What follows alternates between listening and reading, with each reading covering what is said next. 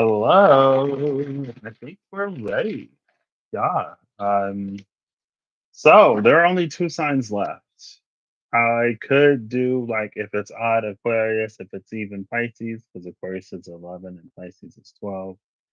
But I almost feel like that would be out of integrity with how I've been doing. So there are only two signs that remain. Right now, the extremely tentative plan is to do a collective that I'll use the glyph for a ficus. And the title, if I do, excuse me, if I don't, then it won't be in the title.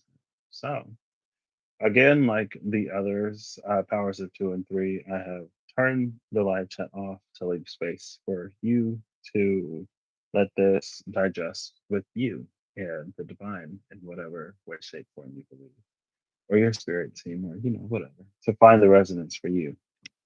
Sometimes the input of others can influence what it is that we see. I don't want to say cloud our judgment, but it can influence it. There are powers of two and three. I have a I don't know. I just got like I feel like there's an allergen up my nose. It's almost giving me like pet dander, like a dog hair, cat hair type of. I don't know. It's on the inhale. I can almost like.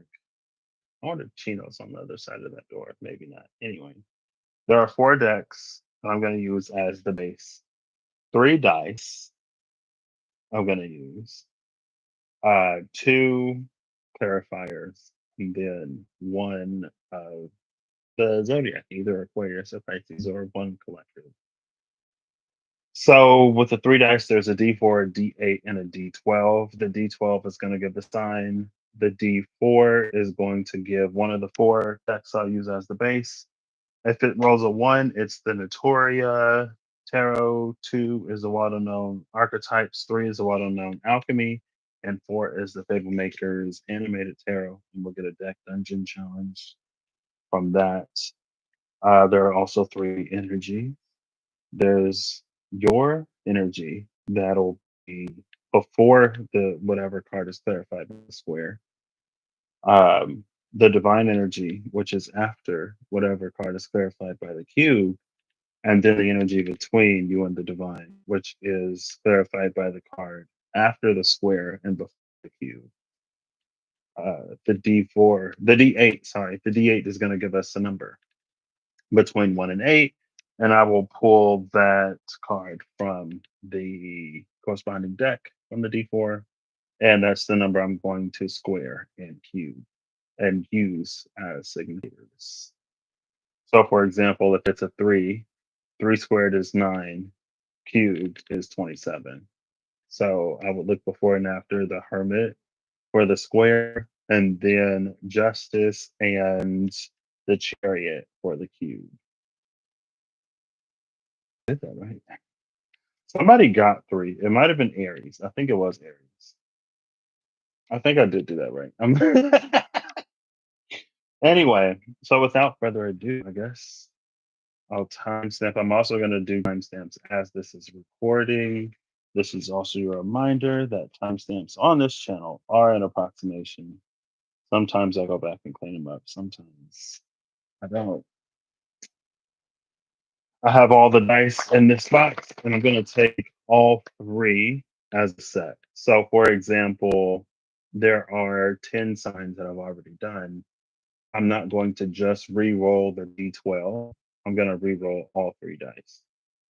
Um, it just felt like that's how I was supposed to do it this time. So that's what I'm doing. And without further ado, I don't know how long I'm going to be here shaking. I try to make sure they actually roll and don't slide. Or they can move around. 7, 7, 4. We did Libra yesterday.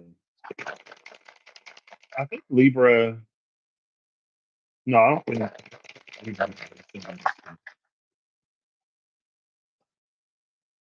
1, 4, and 4. I don't know how long I'm gonna be.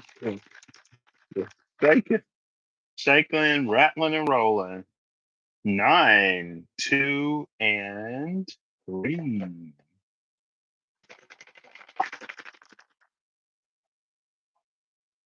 12. There we go, Pisces. 12, 1, and 3. So Pisces is also going to get a wild unknown archetype card. And it's the first card off the top for Pisces. Your number is 1. So 1 squared is 1. And 1 cubed is also 1.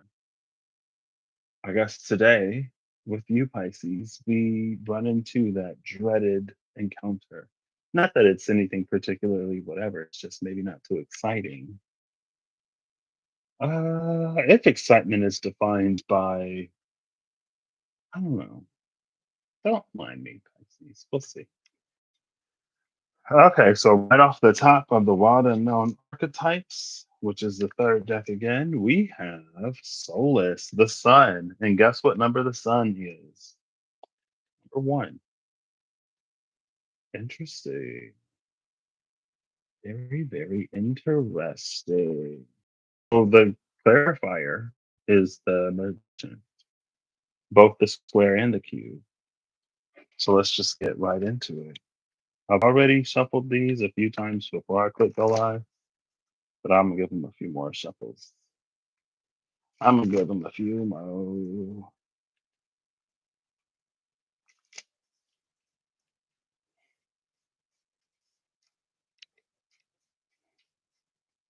Yeah, I feel like something was like really triggering my energy.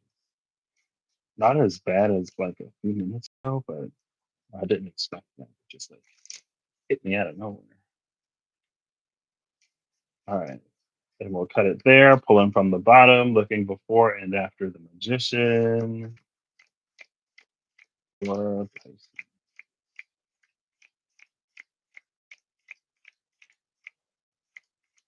Oop, that was 2. The Hermit and the 5 of Swords were stuck together. Oh, that's the magician. Okay. I was like, wait. So before the magician is the 3 of Pentacles. And then we have the magician. Excuse me. And after that is the 2 of Wands. Before the before is the lovers. After the after is the 7 of Wands.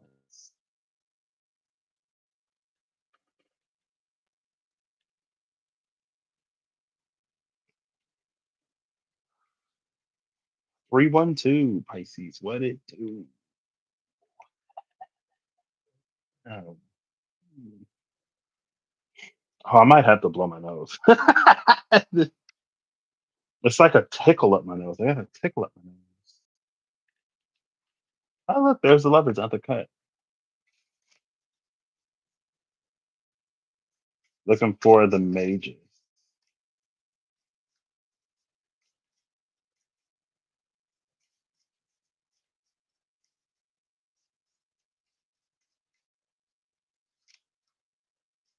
The stronghold of the girl just flipped over since I'm looking before and after cards.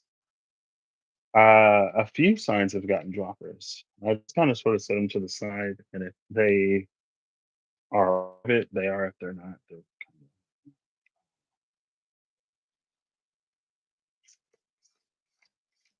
looking for the mages.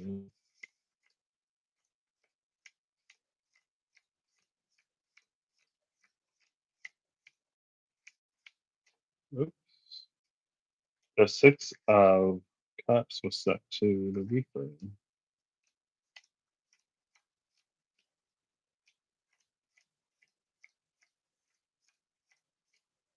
Here we go. So you have the shining quarry before magician, the mages, and the seeker. Before the before is the 10 of cups. After the after is the 7 of cups. What was it before? The lovers was before, and after was, I don't remember already. So the lovers and the joyous one, 10 of Cups, is sitting at the bottom of the deck.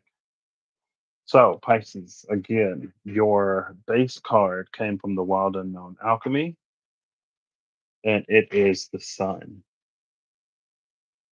Your base number was one. So one squared is one and one cubed is one. So your clarifiers are, significators are the Magician and the Magician. When it comes to the energies, you are sitting at the Three of Pentacles. The Divine is sitting at the Seeker.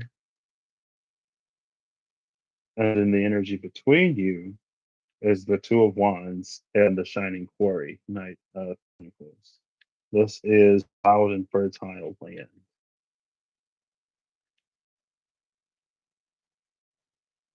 Interesting. I'm going to start by reading this. Well,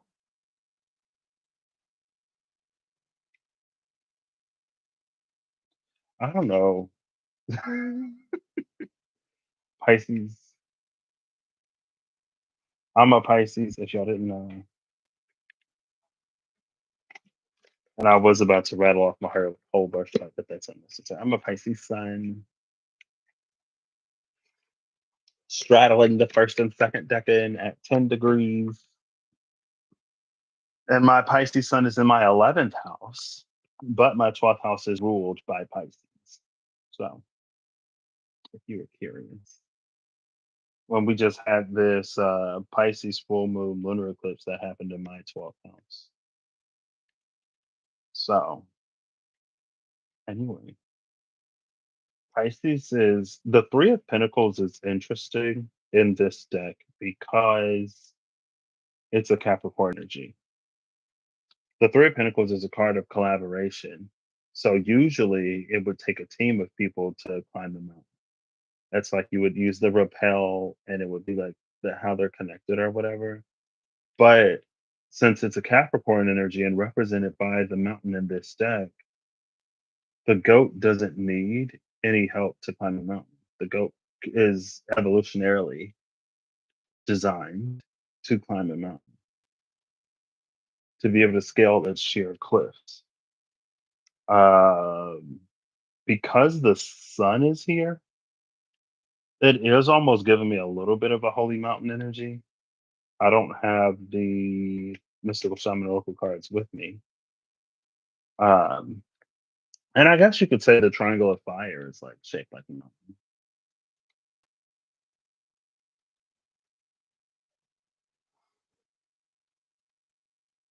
Now, spirit in search of experience. Oh, spirit in search of science. Sorry, the seeker is on this other side, and on the other side, we see the glyph of Uranus on the hands of what is represented as the divine here.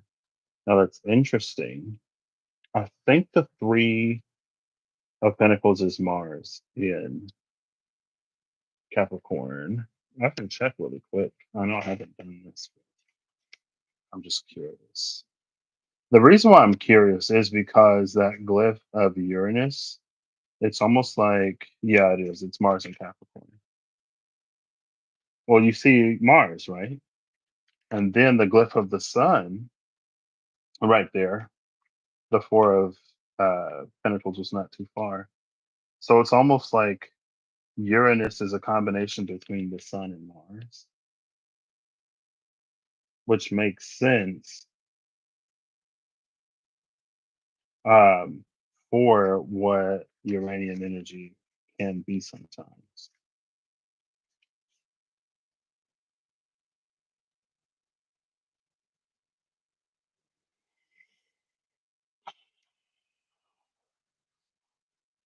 Now, there is something here with Pisces where it's almost like, in some way, the universe is waiting on you to make a move.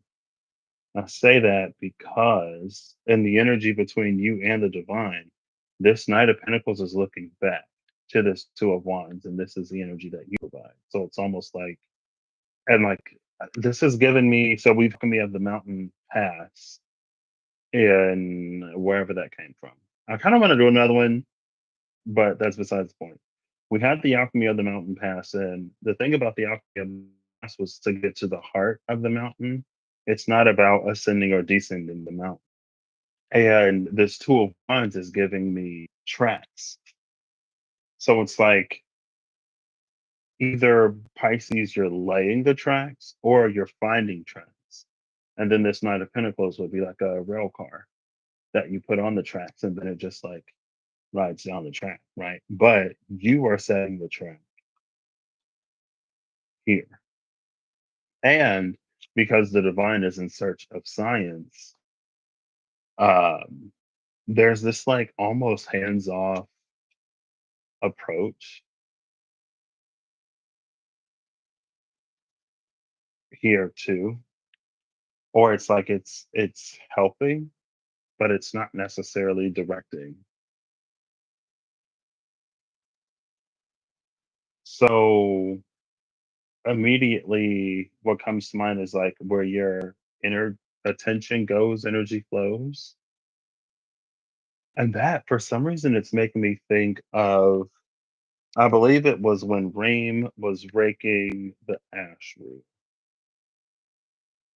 Because I feel like I remember her saying it almost looked like a staff. And then the healer card in the Dreams of Gaia tarot came out. And she said, like, where your attention goes, energy flows. And it was all about an energy that was moving, I think, within the self or within someone.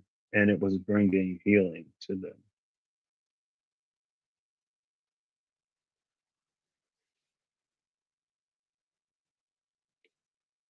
It's also interesting. So recently, I used the water known alchemy for something. I don't remember what it was, but Smoke and Neptune came out. And it was like, I was saying, like, usually I see fog with Neptune. And I actually saw fog in the deck when I was shuffling it. But smoke is what came out for Neptune. And there was smoke that was like around the gold. And so after this Pisces full moon lunar eclipse, probably like maybe yesterday or the day before, I've just been like, that's been on my mind, still like playing. And there's something about the heat, either the heat that's radiating off of the gold or the smoke that's coming off of the gold that fights the fog of Neptune. It's like because the smoke is there, the fog can't be. And so it gives some kind of clarity as Neptune is doing whatever Neptune is doing. The full moon lunar eclipse was like pretty close to Neptune, also in Pisces, opposing the sun. And again, it was just like something about the fog or that heat, something about the smoke or the heat um, combats the fog. So it's giving me an energy of presence and competition, specifically in the microflora of people. You have your good bacteria and your bad bacteria. You have the bacteria that are native to your body, and then you have foreign bacteria that enter your body through licking the floor, foods you eat, whatever, you know. And one of the things that can help fight infection is just like having a healthy amount of good bacteria, because then your good native bacteria will outcompete any foreign, potentially not great bacteria that would enter the body. And it's like through sheer numbers. It's not necessarily like, a white blood cell that comes in and identifies a bacteria as bad and it envelops it and does all that stuff. It's just like the the bad bacteria, the invading bacteria, they don't have anywhere to root. And when I was on the treadmill earlier today, I was thinking back to a dream that I had a while ago that I've talked about before, and how I was at a thing and the vibes were kind of off, so I exited. It was like a part. It wasn't a party. It was a gathering for some YouTube person that I was on my radar at the time. It didn't feel like it was about that person in particular, more so like what she symbolizes. And like somebody said it was my birthday, so they were trying to give me cake, and I was like, "It's not my birthday. This is weird." Like the vibes were already weird, and then they were like, "Oh, it's Patrick's birthday. Here's some cake," and I'm like, "It's not my birthday." I was like, "I'm gonna step out for some air," and I ran. I was like, "I am not going back in there. I don't know what's going on. I don't want to be around to find out." And I ran into my dad because I guess he was gonna surprise me or showing up or whatever. I was like, "What are you doing?" But also like, "Where did you park? Because we got to get in the car and go." And he was kind of like staring behind me, and there were a bunch of people that were like running out of the building. And in the dream, I'm like wondering what's going on. And I had like this flashback to it's like everyone there was like basically a pool party, like a baptismal pool. People would get into the pool and then like they were free of their shadow and everyone was happy and whatever. But like when they were running out of the building, nobody had a shadow. And there were these like dark shadows that were just like chasing people. And when I was thinking about it today, so in the dream, it was like when they sacrificed their shadow, it opened them up to like a deeper darkness or whatever.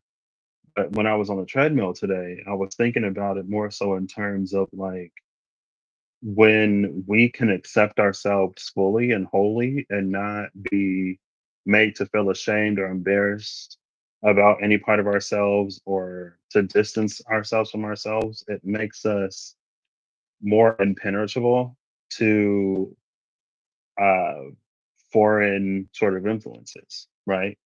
Like, let's say that you are perfectly happy with your face, and then one day someone like says something about your nose or something or whatever, and you're like, "I like my nose," like regardless of what it looks like I'm not gonna change it. Just an example.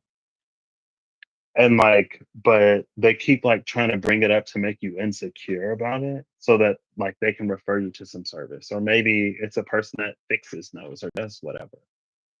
Almost like the industries that prey on or industries that really capitalize off of insecurity. It's like if you're not insecure, they don't have something to sell you. You're not a customer or you're not their target audience or whatever.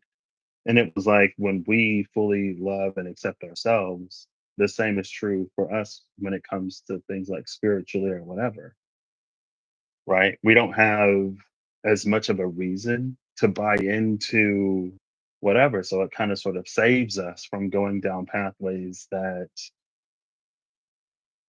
leave us at the mercy of whoever it is that we're following.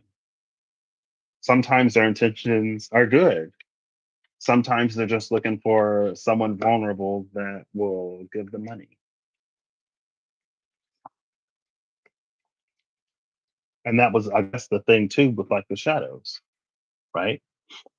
And two, it's like when you know who you are and you can tap into the truth of who you are, good and bad, now you don't have people in your ear who are like almost trying to make you worse than you are, trying to just put stuff on you in general that is not you. And maybe that's what this Three of Pentacles is.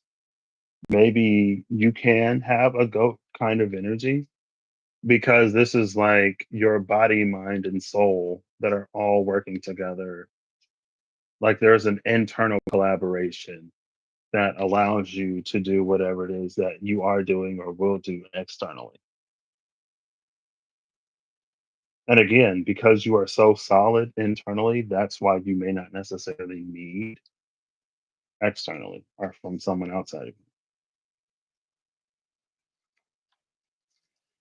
Solace, sun, expression, vitality, and identity. Each morning, the sun graces the night sky, summoning the dawn. Such is the energy of the sun card. With its arrival, oh, okay. With its arrival is an invitation. Sorry. I'm gonna start all over because that was reading real weird to me. But when I found out, and maybe that's also maybe this is relevant to you and some of Pisces. Excuse me, because as I was just reading the sentence, it didn't make sense to me. But when I began to understand the sentence, I knew where to put the stress. Because in English, in the spoken word, especially English, where you put the emphasis, the word that you put emphasis on within a sentence can completely change the meaning of a sentence. Right. And there was like a 8 or 9 word sentence. It was a YouTube short I saw a while ago. It was like a 8 or 9 word sentence, and each word, if you put the stress on a different word in that sentence, it would completely change the meaning of the sentence. Just like I saw another short about Japanese versus English and how Japanese is a language of it's like tonal variety. So like I think it was ame. Ame is rain and ame is like sugars or sweet. I don't remember. I'm pretty sure ame, like if you put the tonal emphasis on the ah and ame, it's rain. And if you put the tonal emphasis on the me and like ame, then it's a different word. But he said in English, it's more so of like a stressed difference rather than it like being the tone. So the difference between like content and content, like, oh, I'm making content right now for my channel, hoping that you are feeling content within yourself and your life and wherever you're going in life, right?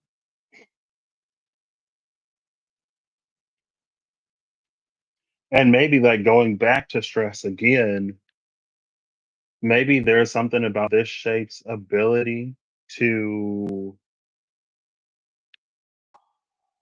manage, alleviate, balance, like stress or tension or torsion or whatever. Now, maybe the triangle isn't the best shape, but it's like because this dynamic is strong, any stress that you put on this, it's like it's going to be balanced between all three of these. And it makes these three capable of holding the weight of the mountain. But if one of these bonds wasn't broken or if their configuration was different, maybe like if it was like that, all the stress would be put on this and it would cause some kind of deformation. It would deform in some way. And each morning the sun graces the night sky, summoning the dawn. Such is the energy of the sun card. With its arrival is an activation and a presence of vitality, of new beginnings. It is said the sun is linked to the hero archetype and the yang dynamic in Chinese alchemy. Through the sun's radiance, we are inclined to see ourselves fully and establish a sense of who we are. We gain confidence and clearer vision. In its light, we are assured that we too have an important role in the world. Associated with masculine dynamics, the sun card certainly carries a risk if not kept in check. Remember, the sun never actually sets, it's the earth that pivots away. Assess whether it's time for you to awaken more fully or turn away and rest. Sunburns humble us all. Consider how reliable the sun is. It does the same work every day. In what way can you be more consistent in your rhythms? How reliable are you? And also, when the sun card appears in a reading, think of it as a tone setter. Huh? We get tone and stress. LOL. For the rest of the cards, lightens the scene, bringing energy and clarity to the entire reading.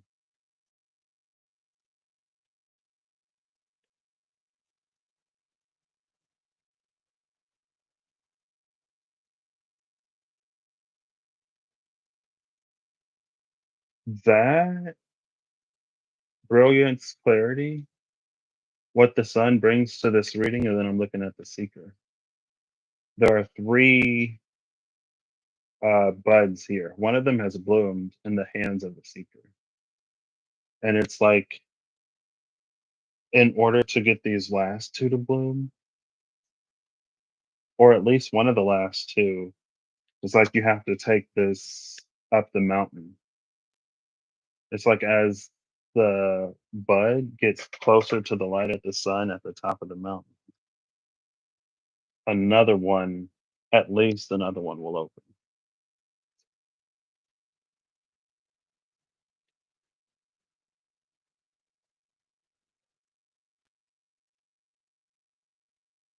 which is interesting because it gives this, like, there's something that the divine is deferring to Pisces about when it comes to some kind of directionality. But Pisces also has the knowing that if it wants something else to bloom, it has to go to the divine,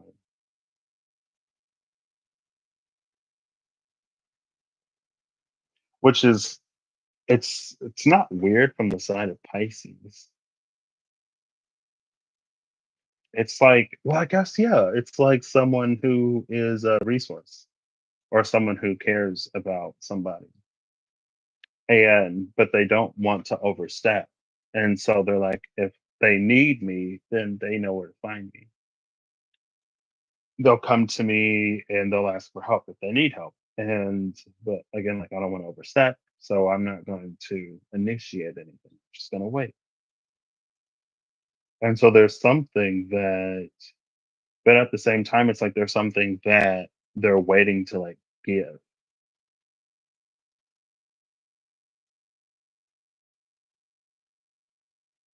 but they're waiting to give it to see what Pisces is gonna do with it. And we could ask the question of like, okay, well, what if Pisces never goes up the mountain? And then it's almost like a Pisces who doesn't go up the mountain. A Pisces who doesn't go up the mountain isn't a, I don't want to say isn't a real Pisces, but it's just like it's within the nature of Pisces to go up the mountain. So eventually at some point Pisces will come. And if Pisces doesn't come, then it's just as well. Because again, it's like if it were so important, then this seeker energy would step in, but it's not. Not all who wonder are lost, but it came to my mind as not all who seek are lost, which brings the Five of Swords to my mind because in the Death Dungeon challenge, the Five of Swords, you have to connect seeking or the word seeks to the word finds by changing one letter at a time.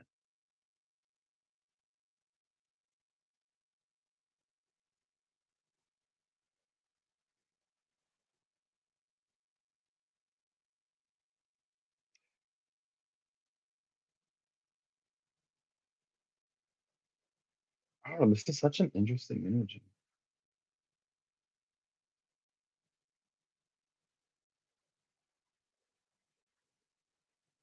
It's interesting because like the energy of Pisces makes this interesting in the sense that again, because with this Three of Pentacles, well, I guess like even if Pisces within themselves are strong enough to do something alone, because I'm looking at the Magician here, right? The Three of Pentacles is behind the Magician. He has a paw on the Pentacle and he's looking forward. And so that's that energy that's like, I don't know, it could also be like if someone is doing something for the first time and they're like, hey, like, am I doing it right? Or like, hey, watch me. Like, I can bike without training wheels or whatever.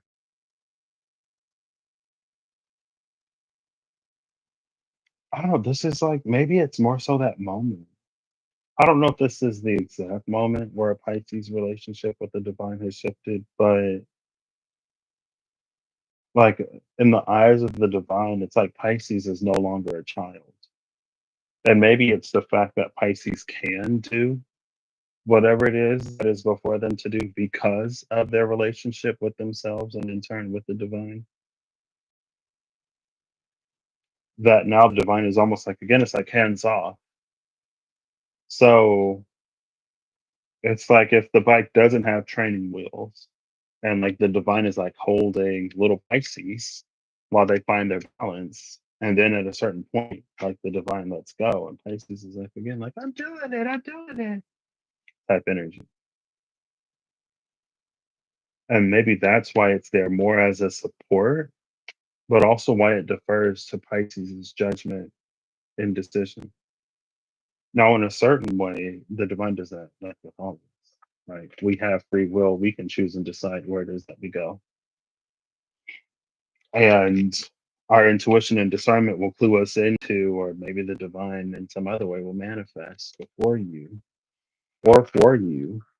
It's like opinion, or like, hey, this may be helpful. Hey, you may want to do this. You may want to do that. You may not want to go over there because it's about to go down. I can't tell you what's about to happen, but through your intuition, I can tell you that something is about to go down that you don't want to be there for when it happens. But you make your own choices and decisions. Do what you will with that information.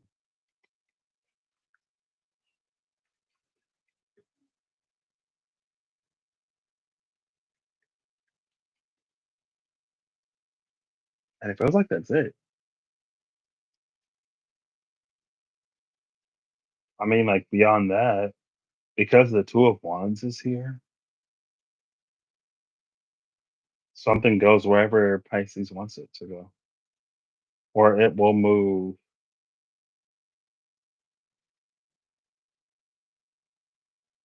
in the direction that Pisces desires it to.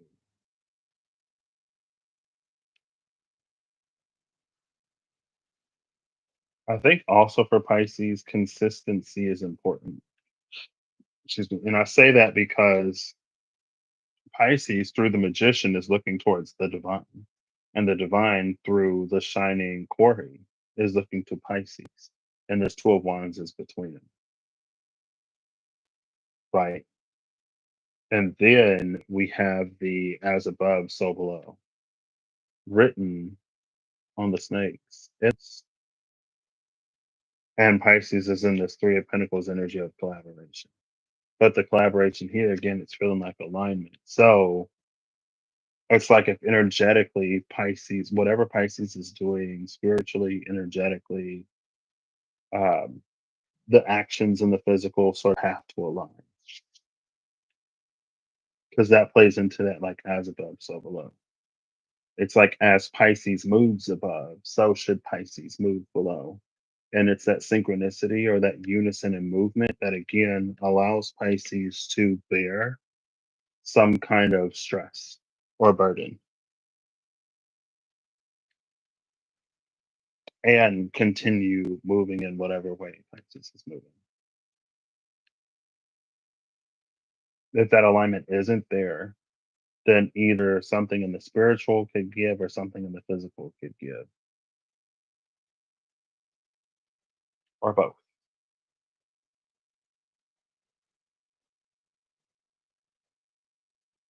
Okay, cool. Well,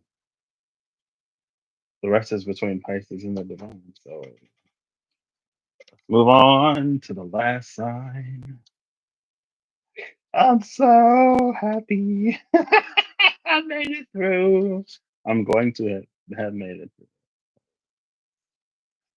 I was a little tired today, but I was bound and determined to get this done, to complete this.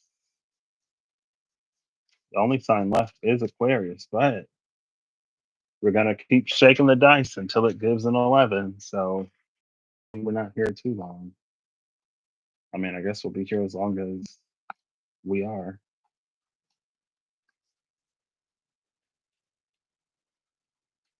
The world and the lovers. With the Seven of Pentacles and the lovers. Love energy. And the Nine of Pentacles and the Seven of Pentacles. Love that energy.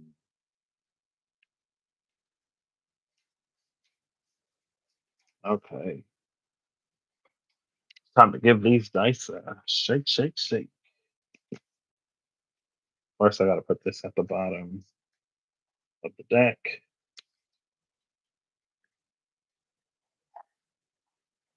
And now,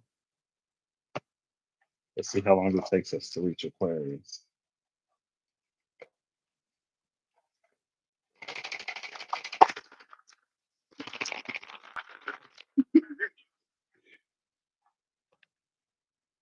Two, 5, and 4, Taurus.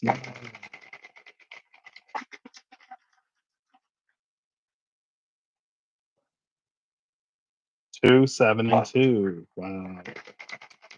The other two.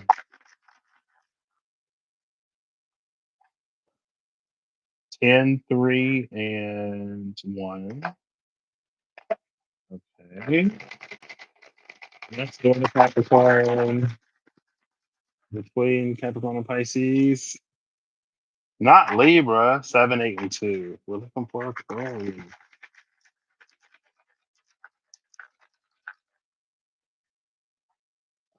10, 2, and 3. Capricorn again. 1, 1, and 4.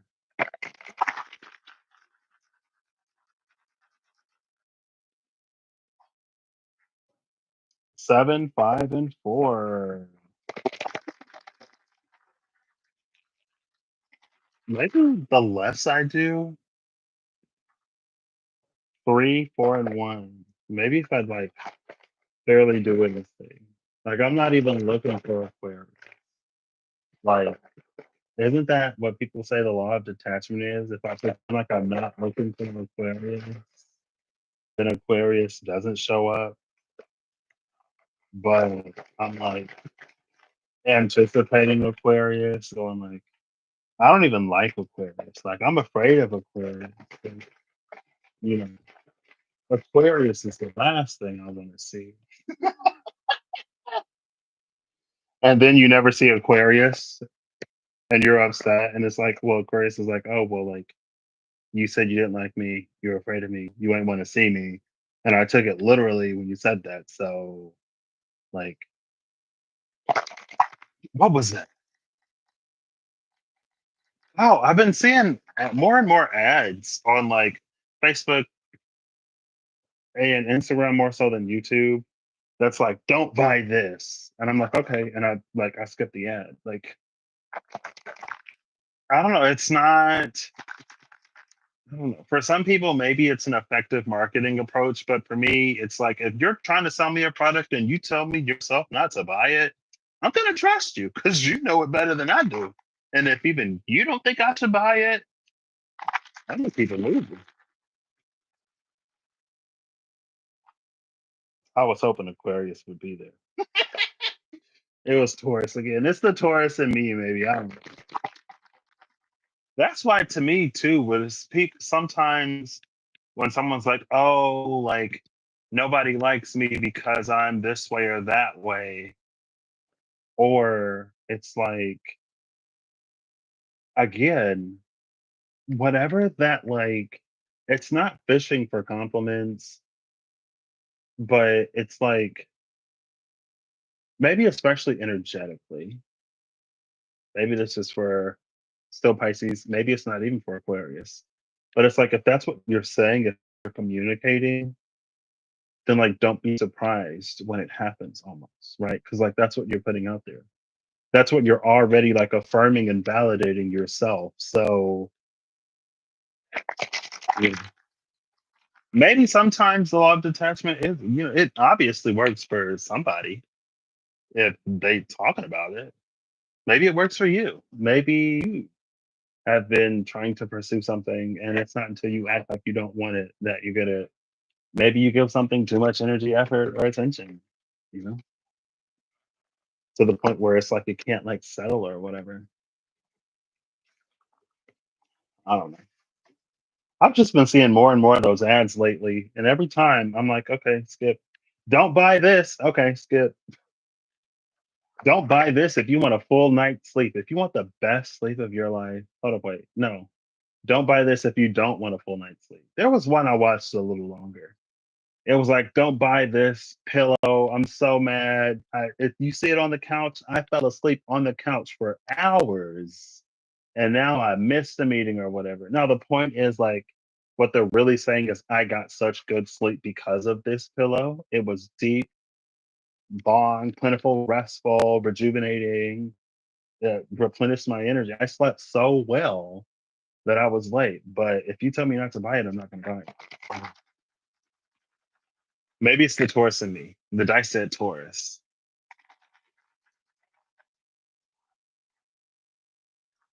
4, 3, and 1.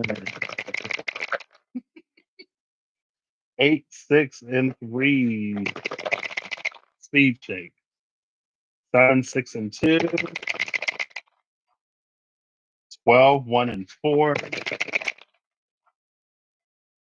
5, 6, and 1. All right, Aquarius, come on. 3, 4, and 4. I'm gonna give you the time. 10, 7, 2.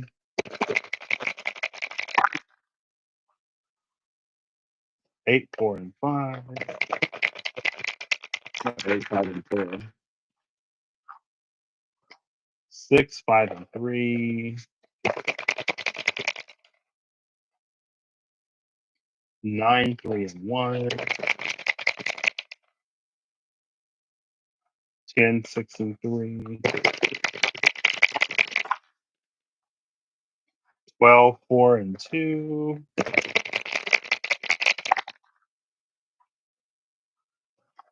1, 4, and 6.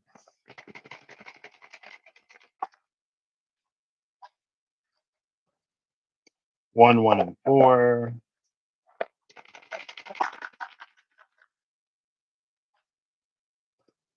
2, no, 1, 2, and 1. Sorry. Here, the order of the numbers is important. 9, 5, and 4. 4 plus 5 is 9. 2, 1, and 3. 1, 2 for Cosby. 8, 1, and 2.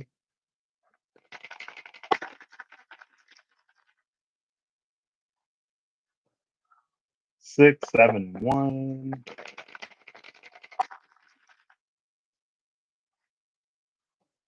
2, 7, 4.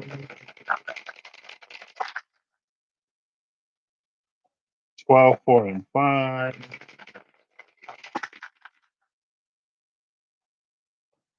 6, 2, and 4.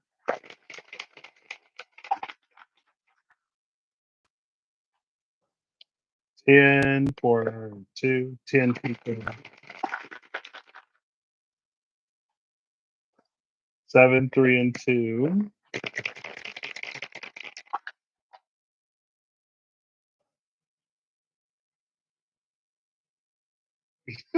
1, 2, and 4. I'm gonna get tired. 4, 7, and 1. Aquarius taking so long. I'm just pull the card for whoever. Don't do the full like power or whatever. But 4, 3, and 3. Those 343 is 7 cubes. 8, 4, and 4. I thought we've seen every number twice at least. But 11. Come on, 11. 10, 6, and 1.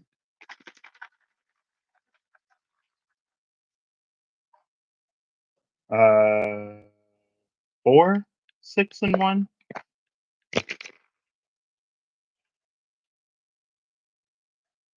6, 2, and 4. 1, 2, and 2. Maybe more shakes is less. Or 7, 8, and 1. And 3. 5, 7, and 1. Trying to change up my tactics here. How can we find Aquarius? 10, 3, and 3.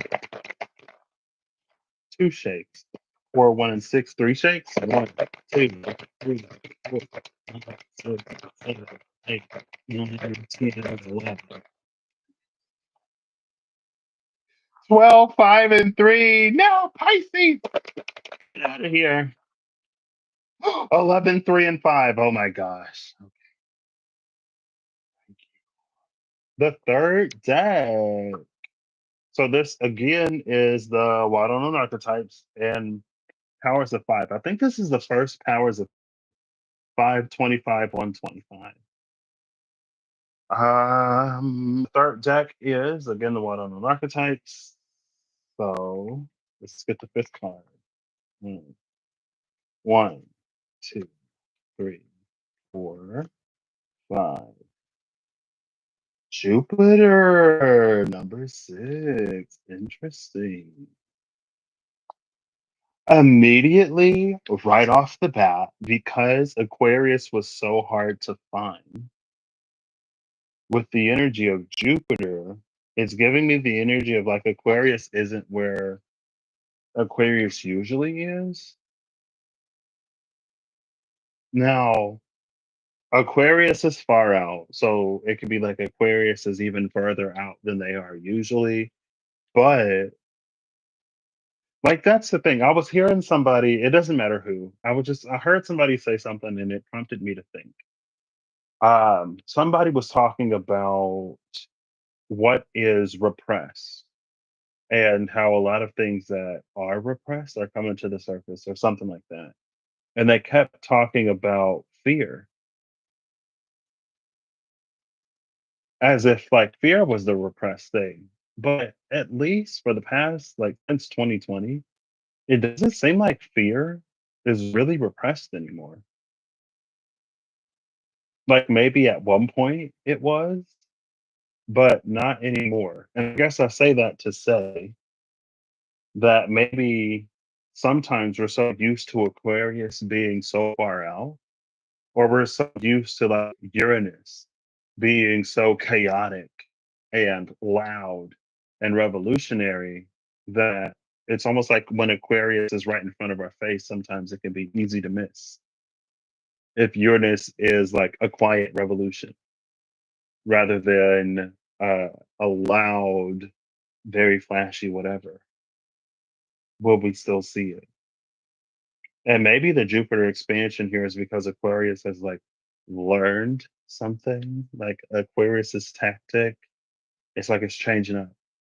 Aquarius is like, okay, if I'm always super distant and aloof and whatever, maybe, I'll switch it up. One of my friends who, it reminds me of one of my friends who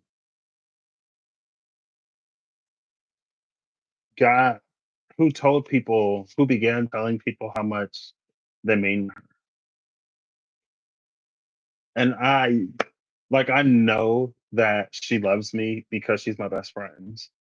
And I know that she loves me because of how she expresses love for people that she cares about, especially for people that she care about. Because if she don't like love you or care about you, she ain't necessarily the type of person to like, you can tell when she loves you, but she doesn't say it often. And so she said it to me, and I'm like, is everything okay? And she was like, why can't I tell the people that I love them without everybody thinking something is wrong? And I was like, you can, but like you just usually you show it more than you say it. And we all know it. So but when you say it, it it's just different. She's still here, happier than ever, married. Back in the day, she never would have thought that she would marry or like want to start a family and want a lot of the things that she's now wanting because sometimes for some people circumstances change and what they desire changes, and maybe that is has been the case for Aquarius, and Aquarius is like, okay, well, I am going to adjust accordingly, you know, or maybe not. We'll see. That's purely anecdotal nonsense. Fooey, tooey, hullabaloo. What's another word? I can't think of any of them right now. So 5 squared is 25. That is justice and the sorry, justice and the Hierophant. I was like, wait, has somebody gotten a 5? Because I know justice and um, the chariot is the cube of 3. I know someone's gotten justice as a clarifier. Someone got an energy of justice and it came out before the clarifier. I think Aquarius, I think you're the only 5. You're the only one besides, I think Cancer might have been the only sign to get 8.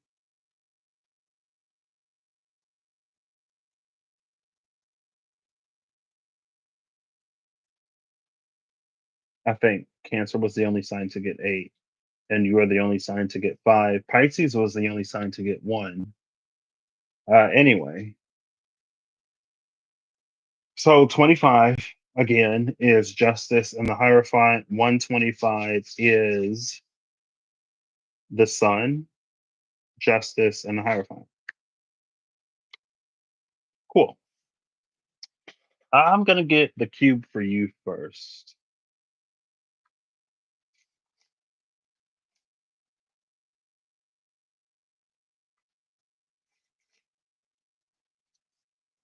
Oh yeah, because Aquarius, you are the star, and on the other energy side of things, on the cube, we're looking for the Sun. And again, like you weren't where I thought you would be. And it doesn't necessarily mean you're even further out. It means like you're actually up close. But that's what Aquarius, see, that's the thing about Aquarius too, though. Not necessarily every single star is the heart of a solar system or involved in some kind of solar system, but some of those stars are suns in the sky. Excuse me, we don't see the planets that orbit those stars, but just because we don't see the planets doesn't mean that like that star isn't there. And now there's something about like let's say that Aquarius is in a fortunate what someone may deem a fortunate space, right? And they're like, well, like Aquarius, like let's say you have a good job and you don't have kids or whatever. And they're like, hey, Aquarius, can I borrow some money? And you're like, sorry, like I'm not really in a place right now where I can give.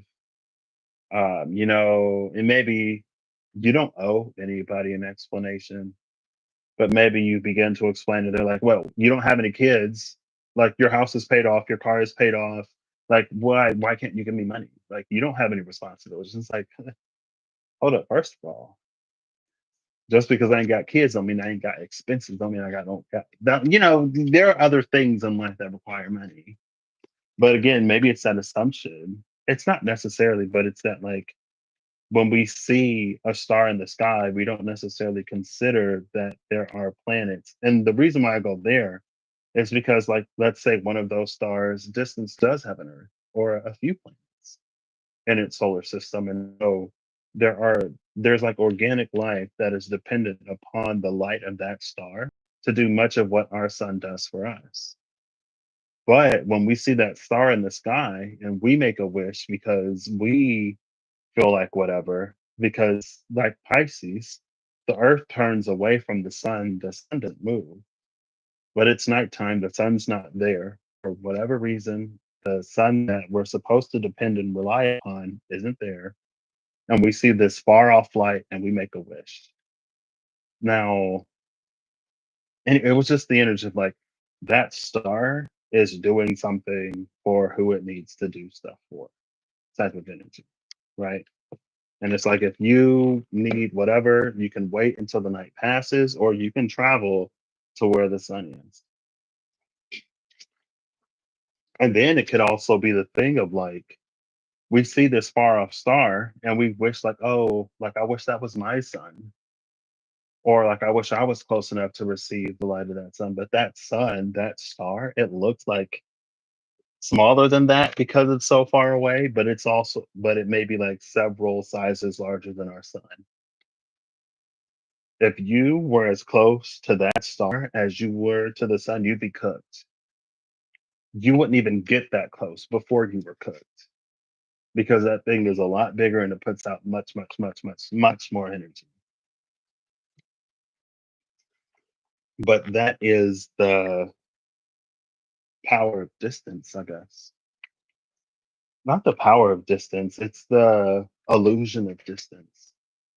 It's easy to make a bunch of assumptions from the outside, right? Like, oh, you don't have kids, your house is paid off, your car is paid off, why can't you help me? Or like, oh, you're so like bright and big, and like the sun here is so lame. Like, I wish I could like be closer to you. And it's like, again, you get that close. And that almost reads more. It could also be Aquarius. They both share Saturn. It's almost reading more to me Capricorn, but more so in terms of like when you have a parasocial relationship with someone, when you think you know somebody or when you don't have to live with somebody, you only see a certain amount of them. You don't know what it's like to be their friend.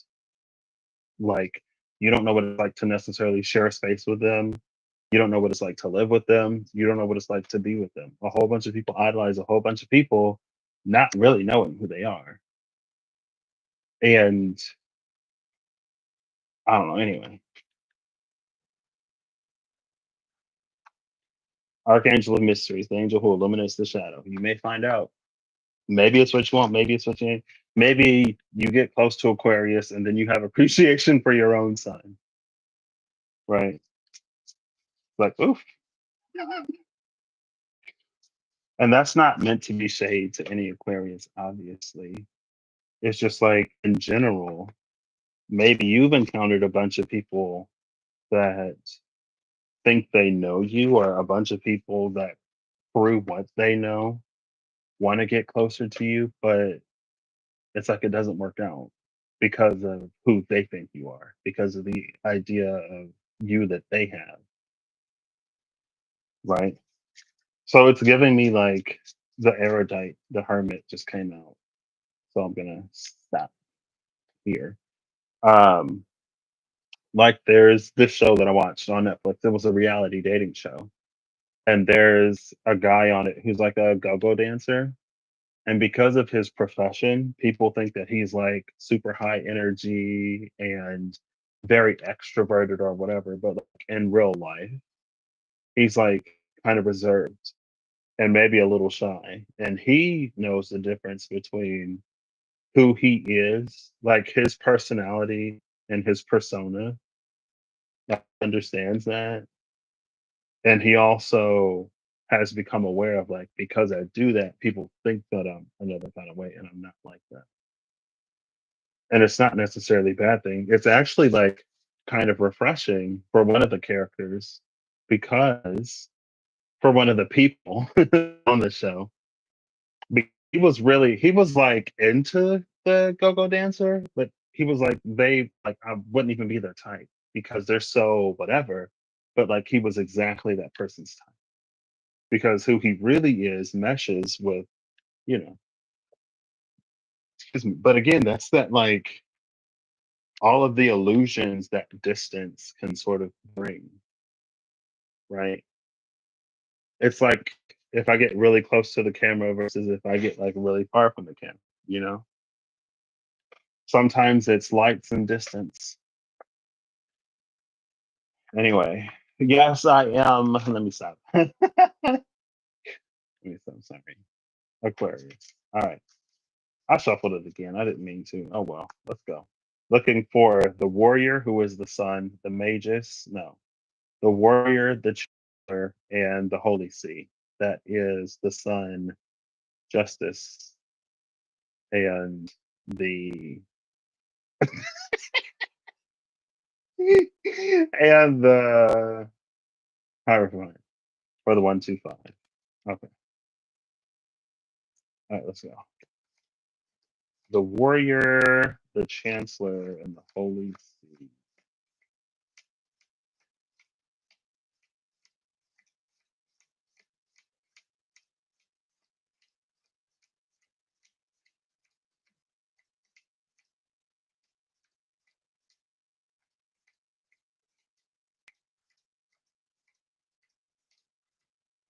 All right. So before the holy see is the nocturne, two of pentacles, or two of orbs, sorry, the holy see, and the shining quarry, knight of orbs.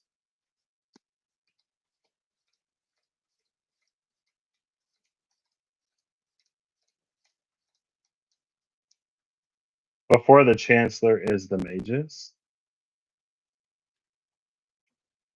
chancellor and cups, the defector, eight of chalices. Before the warrior,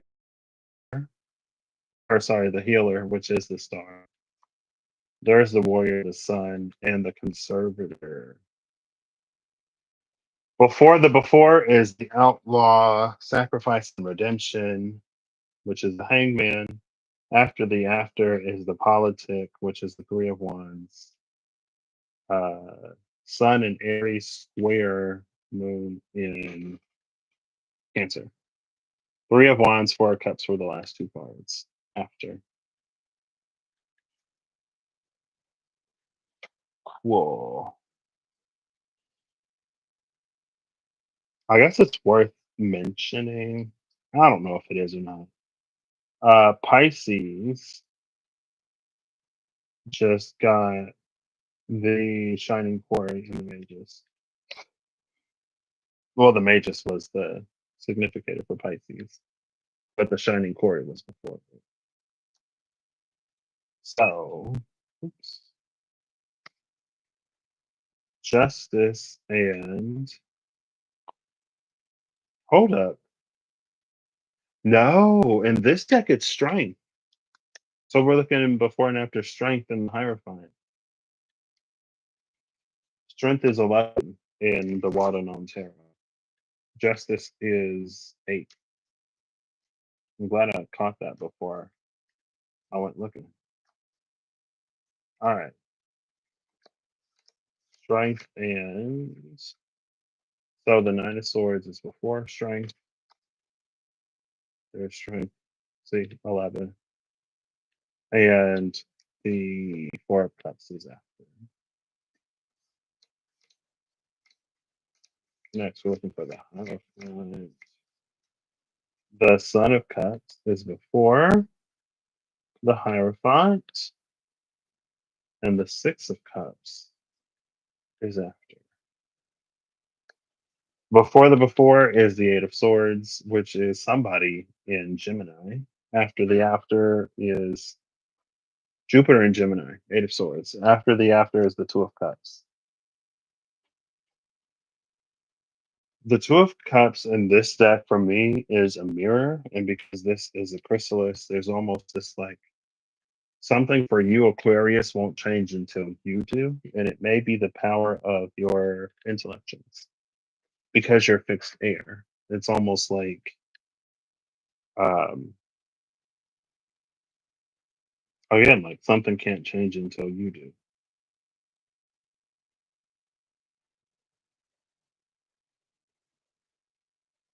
All right.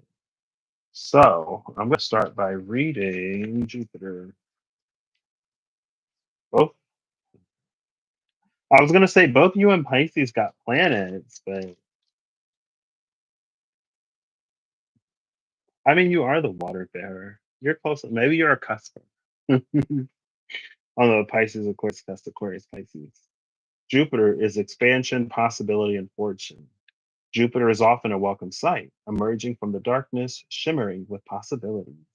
It is the planet of growth, expansion, success, and elevation. When this card appears, the future is full and bright, perhaps even dazzling. Everyone wants to be around Jupiterian energy and to claim a little for themselves. So there is likely a magnetic feeling at play. The work is to keep Jupiter's bigness in balance during the wave of expansion that's taking place. Its shadow is most easily seen in celebrity culture, excess consumption, and messaging of never enough. You may begin comparing yourself with others or assessing your value. Don't double judge yourself for this. Jupiter happens. Instead, realign with the benevolent message in your heart. What truly needs expanding? It's likely not your followers or your bank account. For some reason, in reading this, I never would have thought that like this happened to Aquarius, right? Like when Aquarius was so close, I thought it was maybe because Aquarius wanted to be that close. But for some reason, Jupiter, it almost feels like someone who's like thrust into like maybe thrust into the spotlight or thrust into the limelight or has found themselves like attracting a lot of people or a lot of something. And they're like, wait,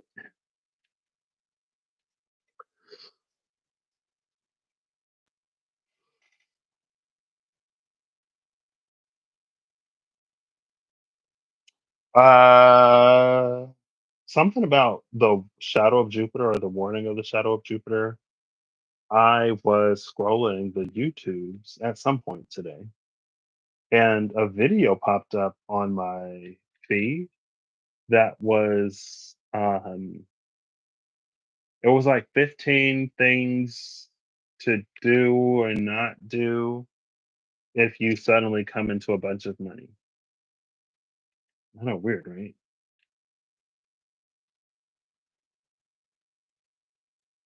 And some of it was like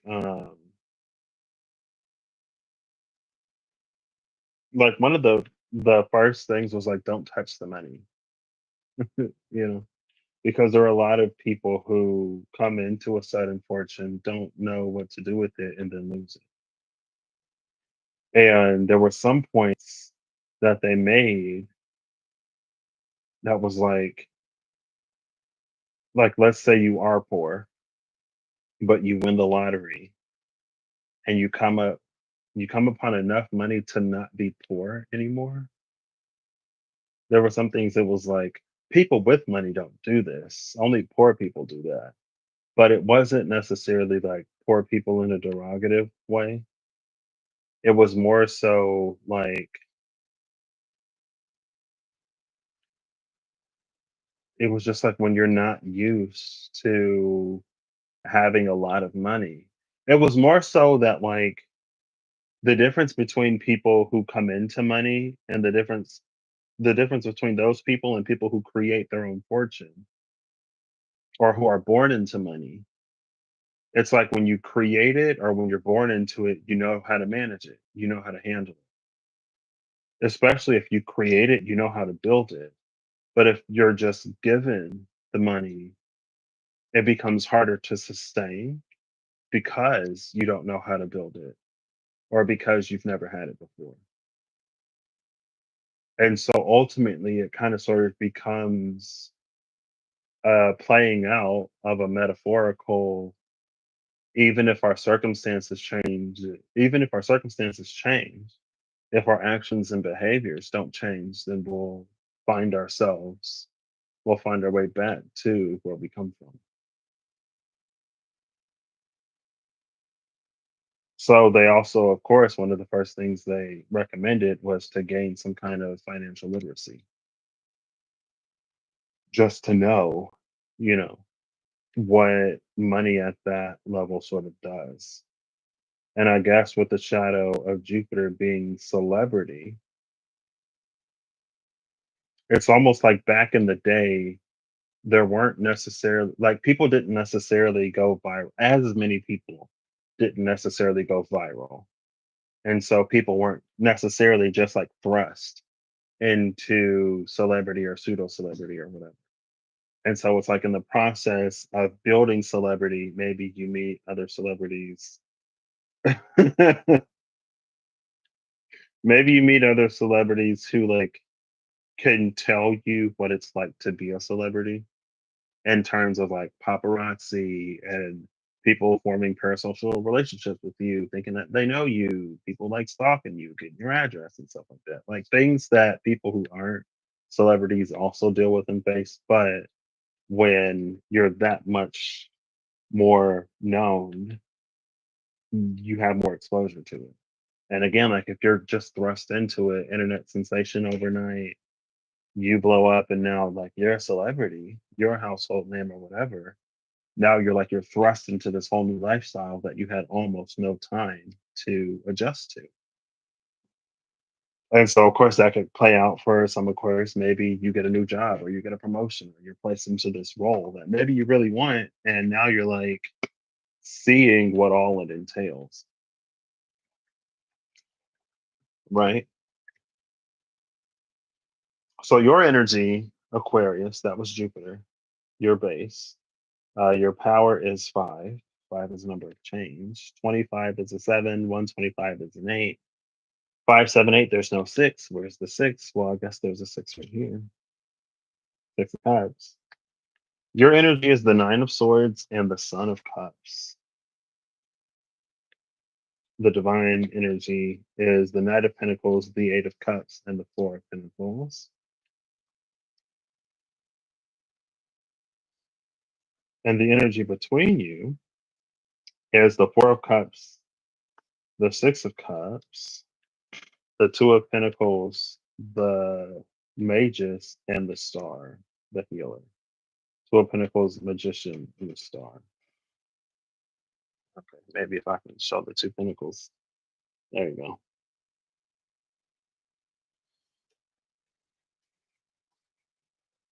What's interesting is it feels like in some ways you get what you ask for, Aquarius. And I say that because it's like the six of cups, four of cups, six of cups. It's like six of cups, there's something that you deeply desire and you get it. And then four of cups, you almost start to regret it because it's maybe like so different. And like, let's say like you are the super stereotypical kooky weird out of the box Aquarius that maybe didn't have too many like social relationships, and so you were maybe used to having like a few really good friends, and then all of a sudden like you either find your place or something happens and you have like a lot of people who are now like bidding on your time. And maybe it's like it's because yeah, it's like it's good to have a lot of friends or whatever to feel that social dynamic, but also it's like it feels like it's just like it's different. It's a different pace. It may be a different pace than you're used to, right? I don't know if you're like if you're in a club scene or whatever, or you have friends that like to go out and like they're like, let's go out, let's go out, let's go out. Like Friday, Saturday, Sunday, maybe even during the weekdays. And you're like, at first maybe it's fun, but then it gets exhausting. And then it's like all the money you're spending because you're constantly going out and you're like, how do people have energy? When do people sleep? Between working, doing all your adult stuff, and like going out or like making time for friends, you know? And it's like you're grateful, you don't want to seem ungrateful. Even like if it's a changing circumstance when it comes to money. Like you don't want to seem ungrateful, but now you're in this whole new world with all of these things to consider that you've never had to think about before.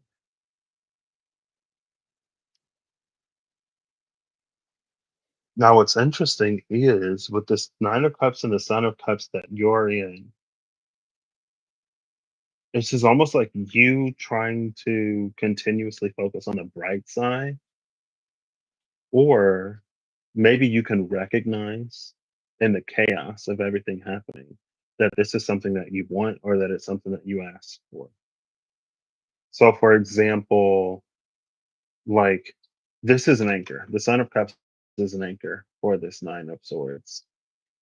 So maybe it's like it's you being grateful. right? Maybe you're like, this is so much more than I'm used to, but I'm grateful that I'm in this position. Like, I'm grateful for what I have. Now, on the other side, the Knight of Pentacles, the Eight of Cups, and the Four of Pentacles, it feels like whatever you are stepping into is just the beginning. Because this feels like it's like the divine knows that maybe you need to time to acclimate to something, or that you need like proof of something. Like if this is a disbelief with the Nine of Swords, but a forward movement anyway with that Son of Cups, it's almost like the divine is giving you enough to help you through whatever you need to go through. But it's not giving you too much with that Four of Pentacles.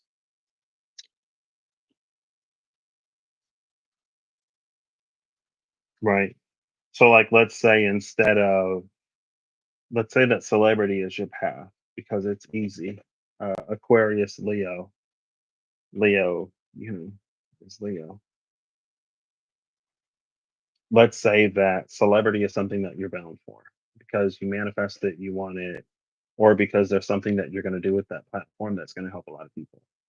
Like I feel like Angelina Jolie is a celebrity that people generally sort of agree is like a good person, right? Like there are some celebrities who like use their platforms for good and who use their celebrity to make a difference. And let's say you're the type of person that's going to make a difference. So there's a whole bunch of people that could benefit from you, so much so that you are going to be elevated into stardom. But let's say like you become like internet famous first. So maybe you have like YouTube, Instagram, and at first it's like an influx of comments or something like that. So it's not necessarily like you like being chased down by the paparazzi and whatever. It's almost like a whatever, a pre whatever. And so it's like you getting more attention because like maybe you went viral, you like use that viral whatever. Either you use it or it naturally happens where it transitions you over to celebrity. So maybe you get like I'm thinking of who like Liza Koshy, maybe Superwoman, I forget Lily, um, someone who like starts on the internet, but then like transitions to like Superwoman where she hosted like late night or something. I feel like Liza Koshy had a show, maybe not. I knew her from Vine. There are other people. Justin Bieber, I guess. He was making videos on YouTube before he was found and became a musician. And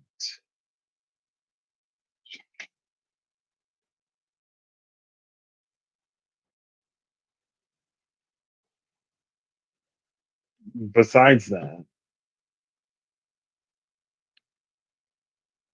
again, it's almost like the divine knows that you have to be bought into something, or you have to be convinced of something, or something has to be proven, demonstrated before you buy full in.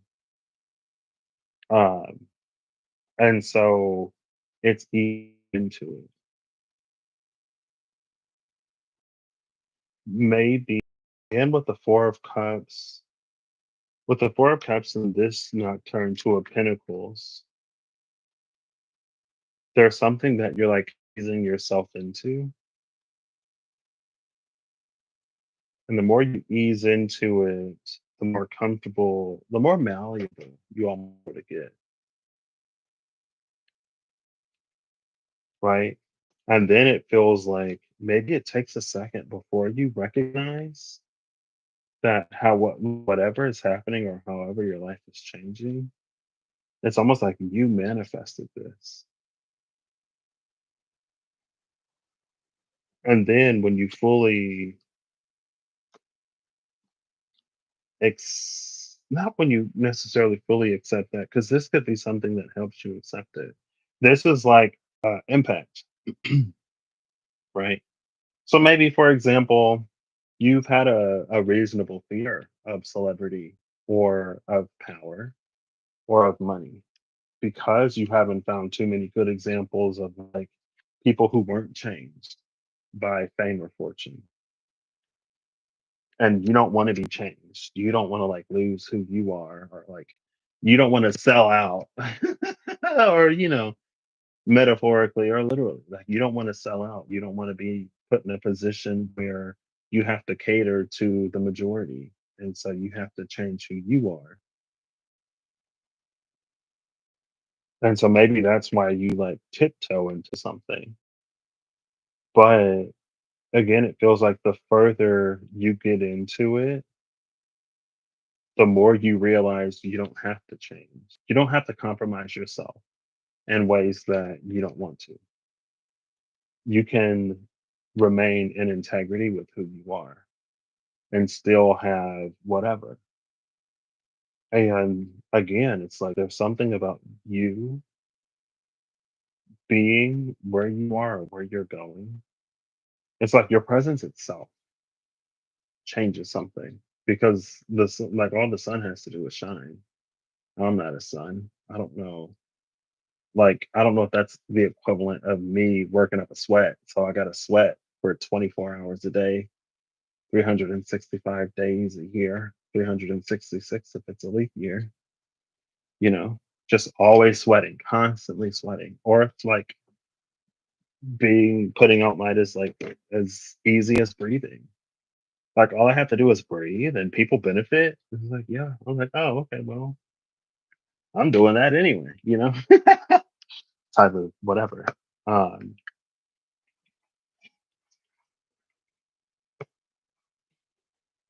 but again, it feels like with the Knight of Pentacles, Eight of Cups, and the Four of Pentacles, it feels like your path is to be slow, maybe at every single step, to not yourself. So maybe it's also important to know that in some way you set the pace. Just like Leo, like you have the power to establish boundaries and limit how much access people have to you. Or it's like you're going to be put in a position where you have the power to exercise creative control. And like, let's say you may have an editor or um, a mixer if you do music, a producer. You may have an editor or a producer who may give you like creative feedback, or you may have like your trend analyst who's like, well, this is trending and that's trending and blah blah blah, whatever. And again, like it feels like if you're not feeling empowered in those spaces, if you're not sort of like aware of again like the amount of control that you have, you can take someone's suggestion as an order. But again, something about this feels like you have creative control. So you don't have to do it just because that's what they say, right? It feels like Aquarius with celebrity is like a trendsetter or a trailblazer. Not that again, it's not that Leo can't be. I think Leo in a lot of ways is and can be, but again, not to comparison. But it's like Leo sets a trend at home and Aquarius sets a trend in the future or for the future. It's almost like in some ways Aquarius is long term and Leo can be short term, but it's hard to get to the long term without short term sort of goals. And if you have a bunch of short term goals but no long term vision, then who knows where you're gonna end up. So again, like everyone has the part that they play. But anyway, it feels like again, like it's just like a suggestion. You don't have to do what the producer or the editor says. And there are some times when you stick to your vision. It's like when you stick to your vision to the end and when it all comes together, then that's when like other people can see it. It's like, oh, like wow. Like, whoa, like Aquarius really brought that together.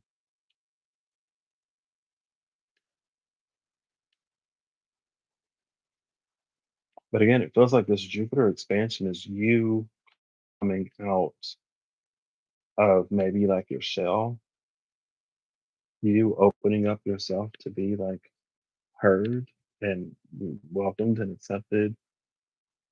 And again, with that Eight of Swords down there, the Eight of Swords that was at the cut or at the end with the Two of Cups. In order for something else to change, you have to change, or something else will change as you change it. Right. As you open up yourself, then it can be changed because of your presence. Anyway, excuse me.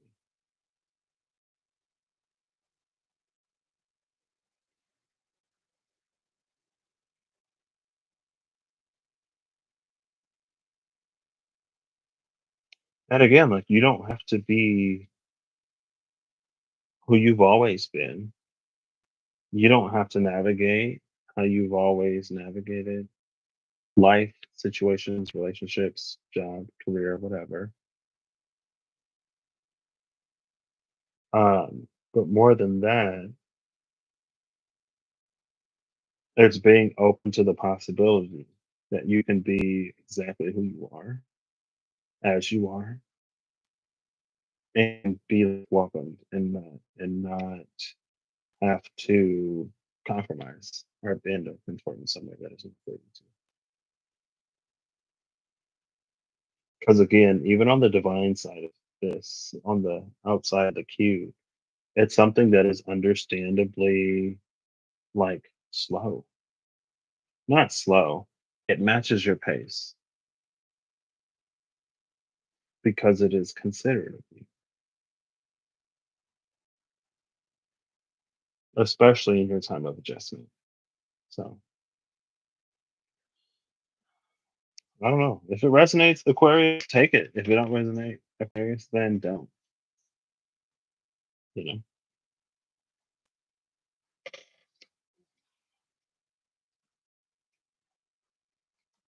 I don't know. This is it's very like the world will be much better because of the Aquarius. Now, when I read zodiacs, it's not necessarily like always about sun, moon, rising, Venus, whatever. Sometimes it's like the South Node, or sometimes it's like a transit, especially like a generational transit, like one of those slow planets, especially when they come or like some major or whatever. It's like it's just around the energy of it. As we come into the energy of the age of Aquarius and its collective of shining individuals. Um, it could be that, or it could be, I don't know. I just read it. Oh, I don't know. Like right now, like Libras was whatever Libras was, and like the South Node is in Libra right now. So maybe it's like South Node. I know when the North Node was in Taurus, there were some Taurus energies that were kind of like whatever, you know, or maybe it was for Taurus, something rising Venus. I don't know. But I didn't rising Taurus, yeah. But when I do these, I don't necessarily always find myself in the sign that I would necessarily expect to. Sometimes I do, of course, but there are often times when I don't. And also, I try to be, emphasis on try, to be open enough to different experiences and walks of life and perspectives and stuff like that, that I'm not giving 12 different flavors of Patrick. If I'm successful in that, who knows? But again, I try to be open to it.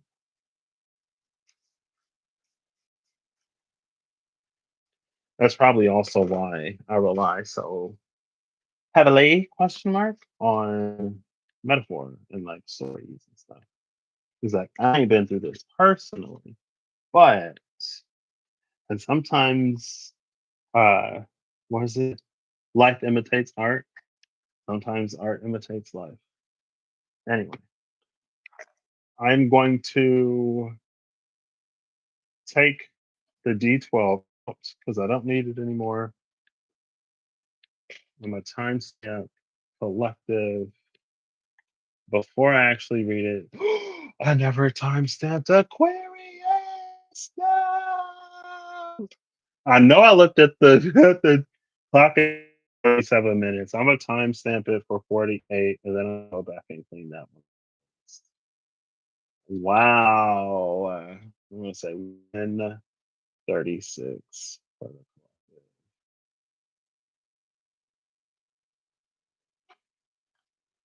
Just to round it out. Okay.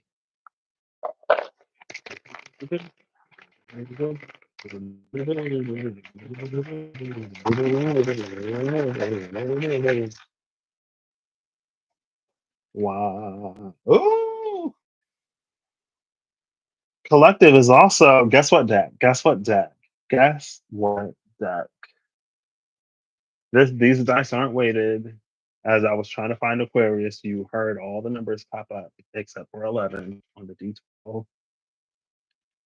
The third deck again. The well known me. The number is 8. Answer. The powers of 8 are 64 and 512. Am I going to read the 12 and 512? Am I not going to get any of it? The idea is I got to go to the restroom.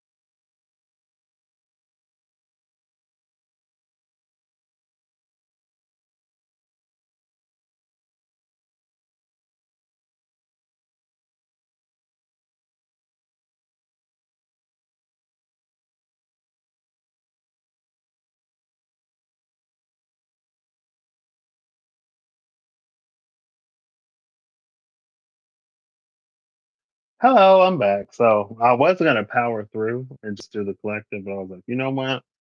I could be here for another 3 hours. I got to go. Uh, so yeah, I don't know what we're going to do for the 512 yet. The idea kind of was to allow for something to be so far outside of my realm of understanding or whatever. Basically, what how I treat a title card. So I don't know if we'll have the 12 of 512 as context. It only goes up to 499. And so 500 is like right outside of the world. Now I could use the keeper because the keeper would be the fool that would be able to reach that. Like the initiate and the seeker are within the bounds of 499, but the keeper, spirit in search of spirit, would at least be able to hit 512. Anyway, so the eighth card, one, two, three, four, six, seven, eight. Autumn, number 19. We're literally in the northern hemisphere, the autumn equinox. Actually,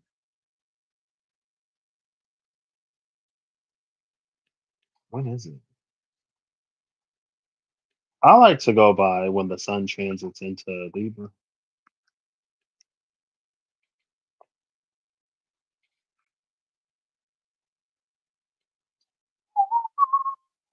I'm I'm glad I did my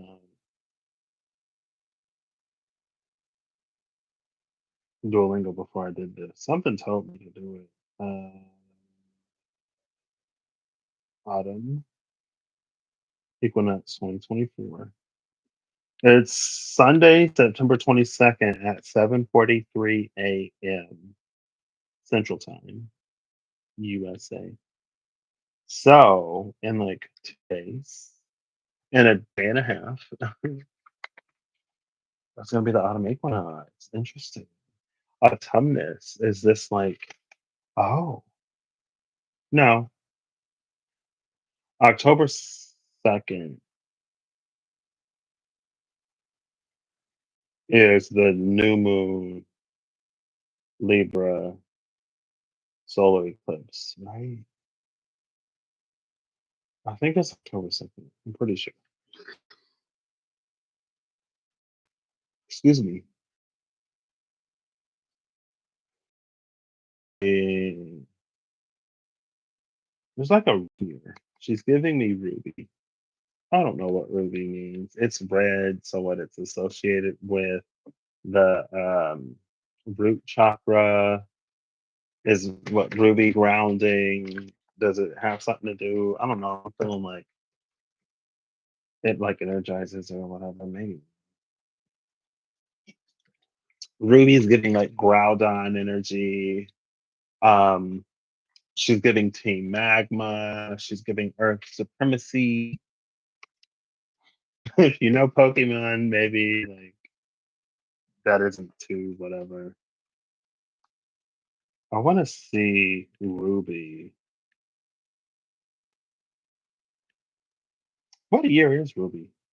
Ruby is a 40th anniversary stone. Interesting. Ruby. Me. Many cultures have long considered ruby a king's gem. Not surprisingly, ruby symbolism and lore have many associations with power, wealth, and protection.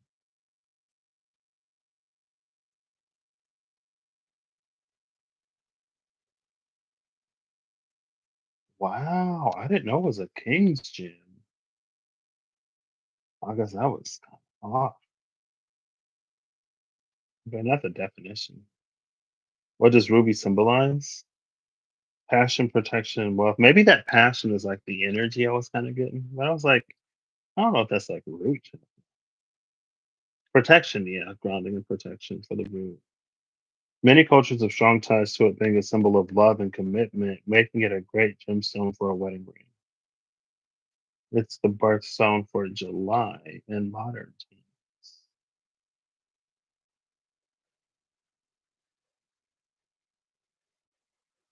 vitality and vigor because of its red color.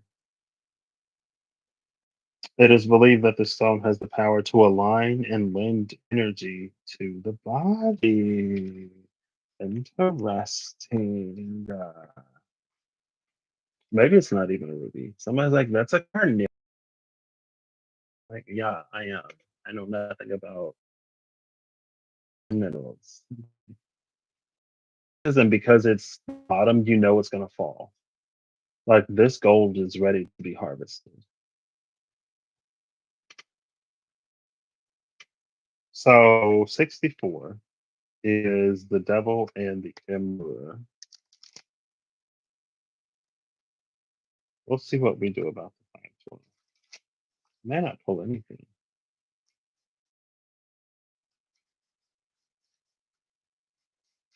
Oop. The two of swords and the two of cups just fell out. Solar eclipse in that two of swords. Because of the two of cups here, she's giving me like there's a obvious, maybe obvious connection between the solar eclipse coming up and the solar eclipse that we had earlier this year. Now, I'm pretty sure April 8th is an Aries season. So that solar eclipse was new moon Aries solar eclipse. That was a total solar eclipse. This will be a new moon Libra partial solar eclipse. It's not a total annular, a new moon Libra annular solar eclipse.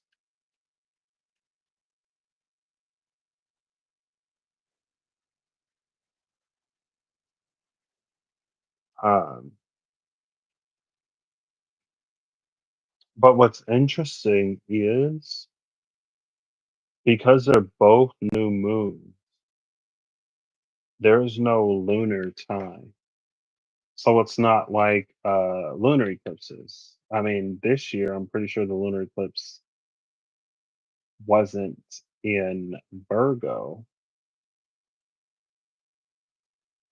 Pretty sure Pisces was the only eclipse that we got of the next nodal series. So it's not like we had like a full moon Virgo lunar eclipse and then a full moon Pisces lunar eclipse where the sun and the moon like change spaces because the solar eclipses are new moons.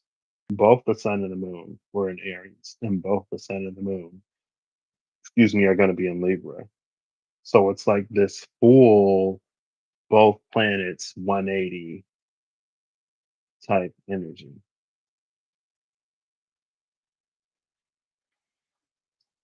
Cool. We're looking for the Emperor. Okay. 64.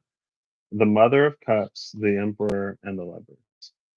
This is interesting because the Mother of Cups was one of the cards that came out when I read the eclipse cycles. She was on the side of the full moon Pisces, more so on the side of the full moon Pisces lunar eclipse, because she was the one that could see in the dark all of these lights. Mother of Swords came out with her. The Mother of Swords came out more so linked to the Libra solar eclipse, like the buds that make it through the night and sprout. Like the hand that was coming up out of the desert, that's what Swords is looking for. Things that can emerge into the light.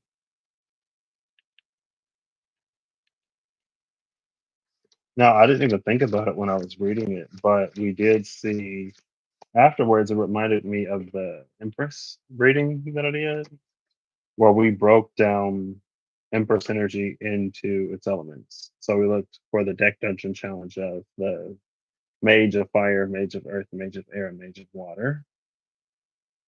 The Mage of Air, Mother of Swords energy, was one that was almost impatient. Like she was the instructor.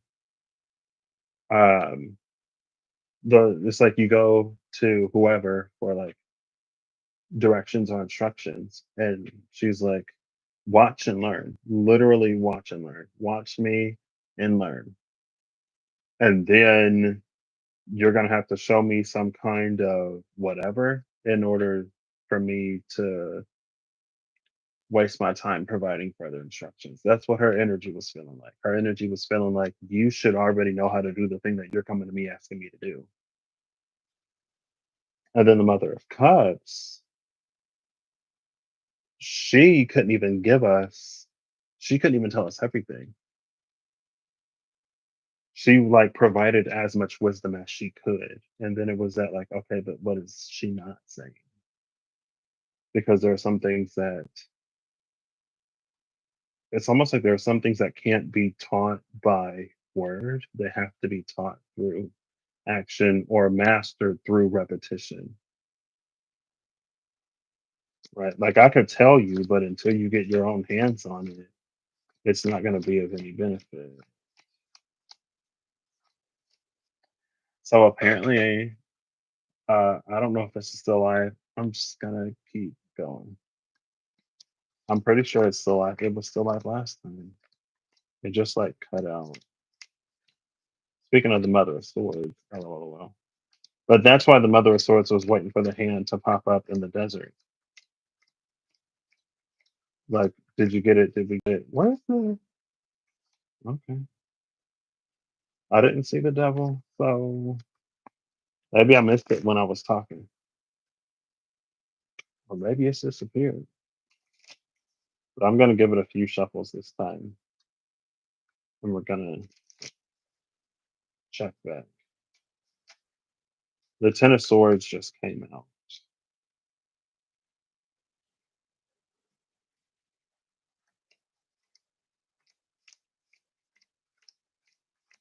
There it is. Before the devil is the Six of Cups, devil energy. After the devil energy is the Mother of Pentacles.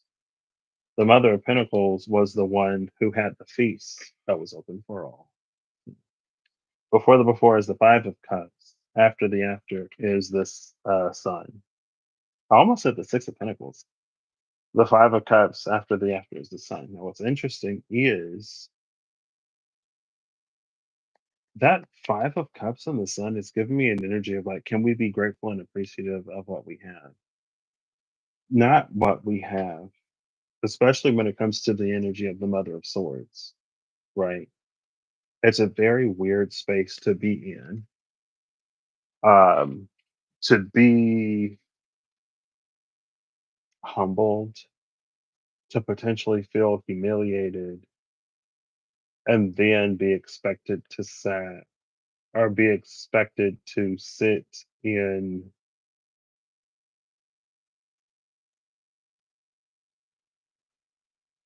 I don't know, again, like the Mother of Swords, she's giving me like a teacher, and there's a kid, and the teacher makes this whole big deal about whatever and kind of like humiliates the kid a little bit, but then expects the kid to just like sit there and listen to them go over something.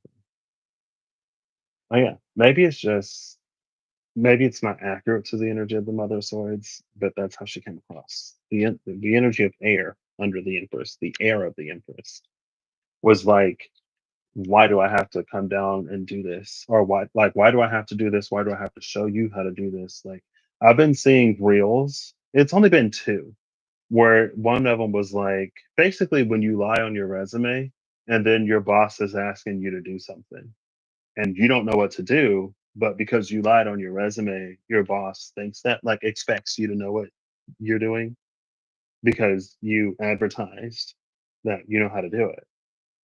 And so he was like, go into my office, like go to my desktop. Do you see the file? And she was like, yeah. And it was like, now, and then it was like, upload the file to the cloud. He was like, "You see the file? Open the file and upload it to the cloud." And it was like when you lie about whatever on your resume. So she goes into the room and she finds like a file folder and she opens it up.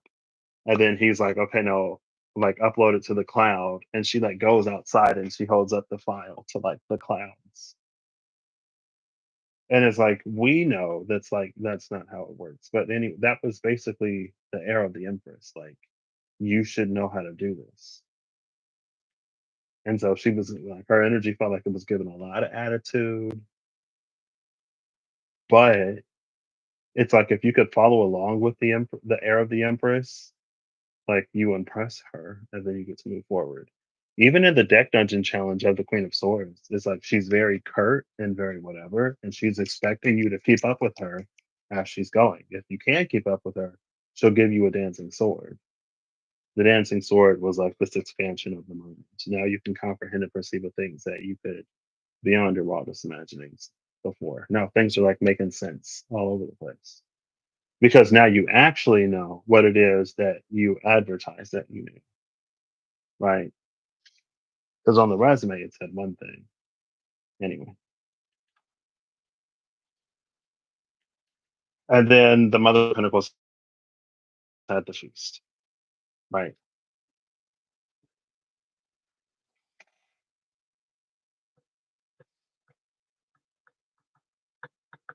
Also, the Ten of Swords was here. So again, it's like, you know, I'm almost out of water.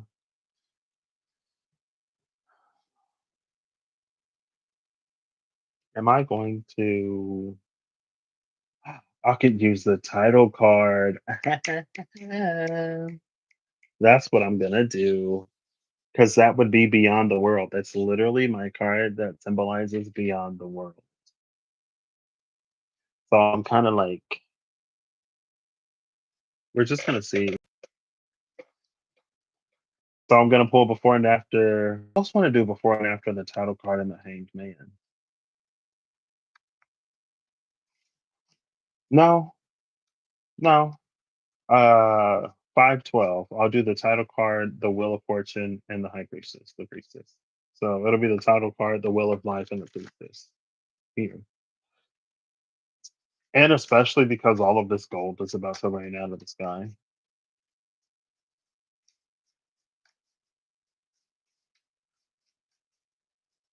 Ooh, the Shining Dew, Waters and Waves. We're looking for the Will of Life, the Priestess, and the title card.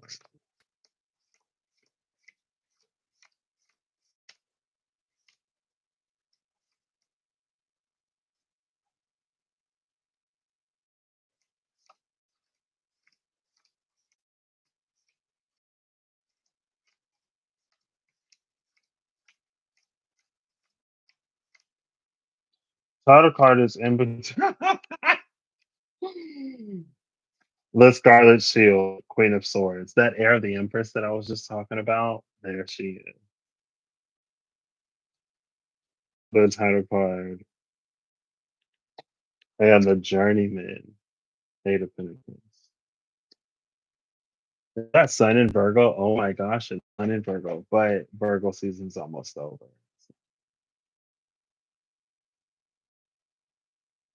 Maybe there's something we were expected to master in Virgo season. The Wheel of Life and the Priestess.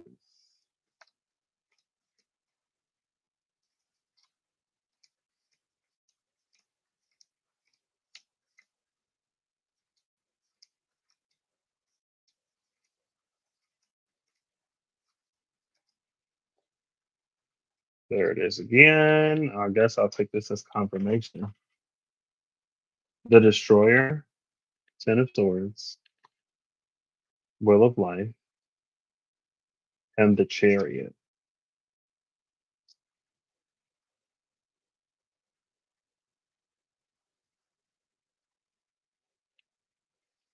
Now I'm looking for the Priestess. The Grotesque, Five of Chalices, the Priestess, and the Hector, Five of Swords. Before is the Healer. After is the Dark Horse. I kind of love these two together. This is Mars in Leo opposing Gifts of the Spirit, the Healer. So with these gifts of the spirit, the dark horse is poised to sort of like hold its ground. And it's like dark. It has the high ground because of the gift of spirit provided by the healer. Yes. It feels like whatever this is, if we don't understand it now, we soon will. So the energy that we're in is other Six of Cups. Even okay, I'm just gonna the energy that we're in is the Mother of Cups and the Six of Cups. There's the Seven of Cups energy here. In the Seven of Cups in this deck, there's one cup that faces the sun and six cups that face the moon.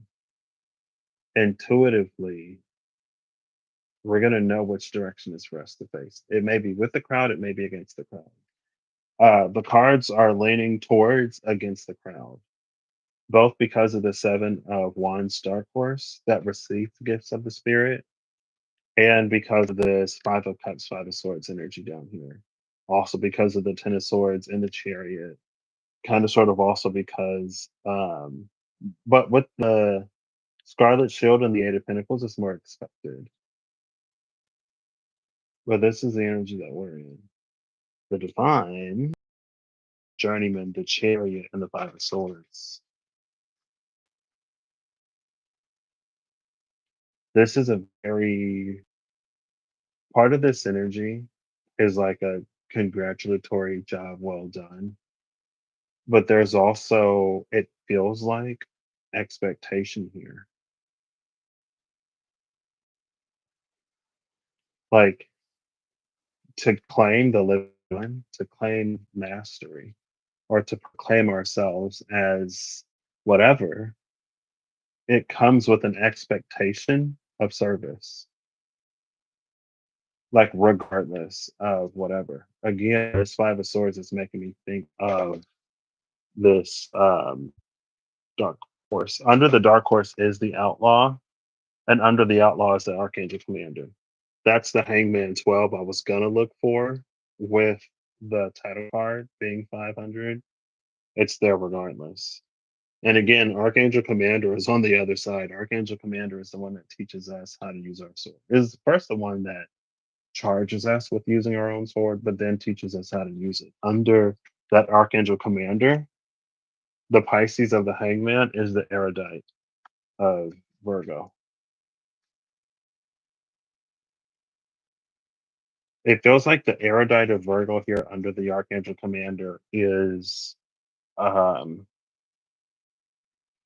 it ensures that the sword is used in the right way. Like it's not an abuse of power. It's not to be used for personal gain. Now, the personal gain that it's not to be used for is interesting because it doesn't feel like this is a path that would not come with some kind of the word that comes to mind is reparation, but with some without some kind of remuneration. Remuneration is what they call like pay, right? When you're paid for a service, it doesn't come without some kind of stipend or salary. Remuneration. Meaning. Remunerate means the act of recounting, while remunerate means to pay someone for services or goods. There you go. So it is to pay someone. It's not without remuneration, but it's not necessarily to be used for personal gain. Um, it feels like, because again, it's like sometimes there are some that come into power and then use that power to oppress or put pressure on those that are below them. And it's like, girl, like I thought you went into a service role to help us. You're oppressing us. Like we were being oppressed before. We weren't asking for a new oppressor, you know what I mean? But humans, humans gonna human. Some. But yeah, it is a little bit of an expectation of like if we are to take something up and it's to like do what we say we're gonna do. Now, the energy between this is the lovers, the Mother of Pentacles. Mother of Pentacles is the ebony shield in the SAT. We also have the Scarlet Shield, the Destroyer, and the Grotesque. Sun in Gemini, Mars in Scorpio, with the lovers, the other Pentacles, and the Scarlet Shield. Again, it turns towards us there. See that? Where is it? You see that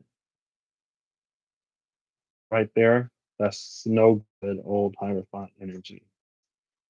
Not looking for more no good Hierophant energies. To be different than the ones that come before us, lest we receive the same or treatment they did, you know?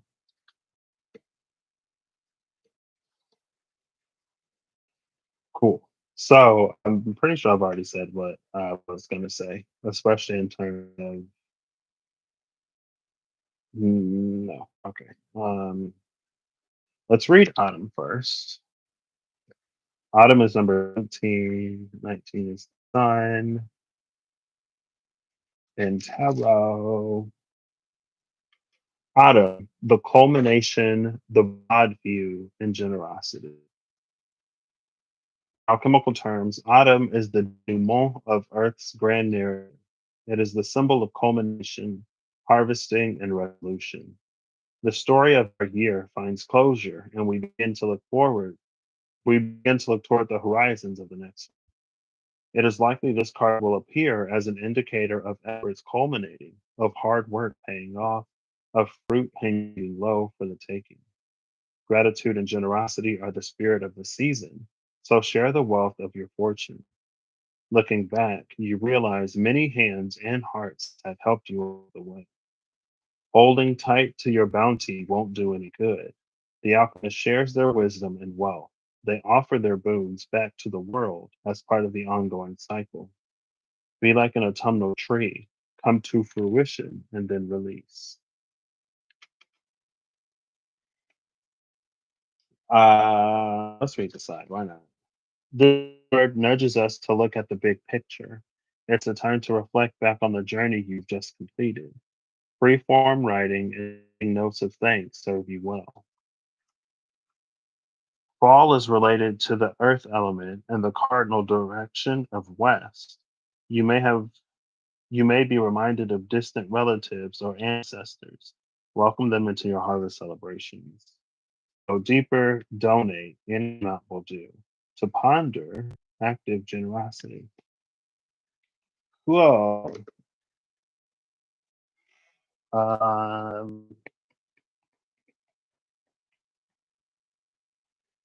thought that's there's not much else to say. Honestly, like ultimately,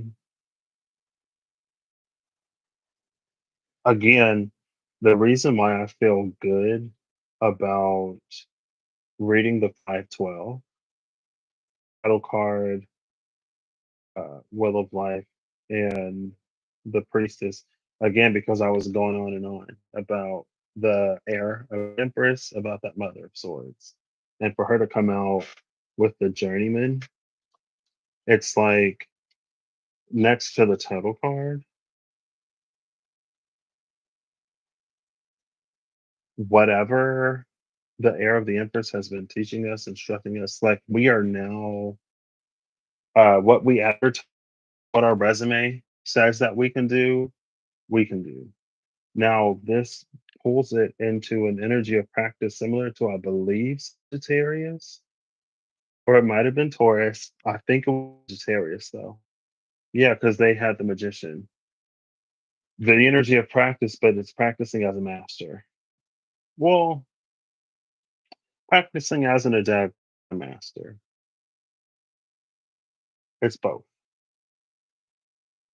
The practice of the adept is to fine tune and hone a skill to reach a level of mastery.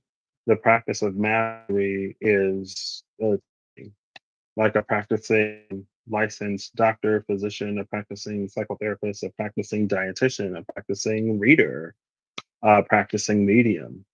There are some mediums who aren't practicing, people who have the gift of mediumship, but who aren't necessarily like using it, or who aren't using it in a way that faces other people. You know, there are some people who are mediums that you would never believe or never practicing, maybe by choice, maybe by circumstance. Um, I'm also leaning more towards practicing because of remuneration, because of the pay associated. Remuneration is to pay for goods or services. But because that count with the title card, again, like this is us having displayed whatever we needed to make the heir of the empress happy. She's like, okay, I didn't waste my time with that one, at least. And honestly, like it feels like one of those things. The heir of the empress feels like one of those teachers that are like super strict, but like when you get to the end of the course, like you build a loving relationship with them. Like she's a teacher that you respect so much that like the respect that you have for the year of the Empress endures you to the Empress. Like yeah, she was strict and yeah, it was mean and yeah, it was like real hard sometimes, but like I learned a lot.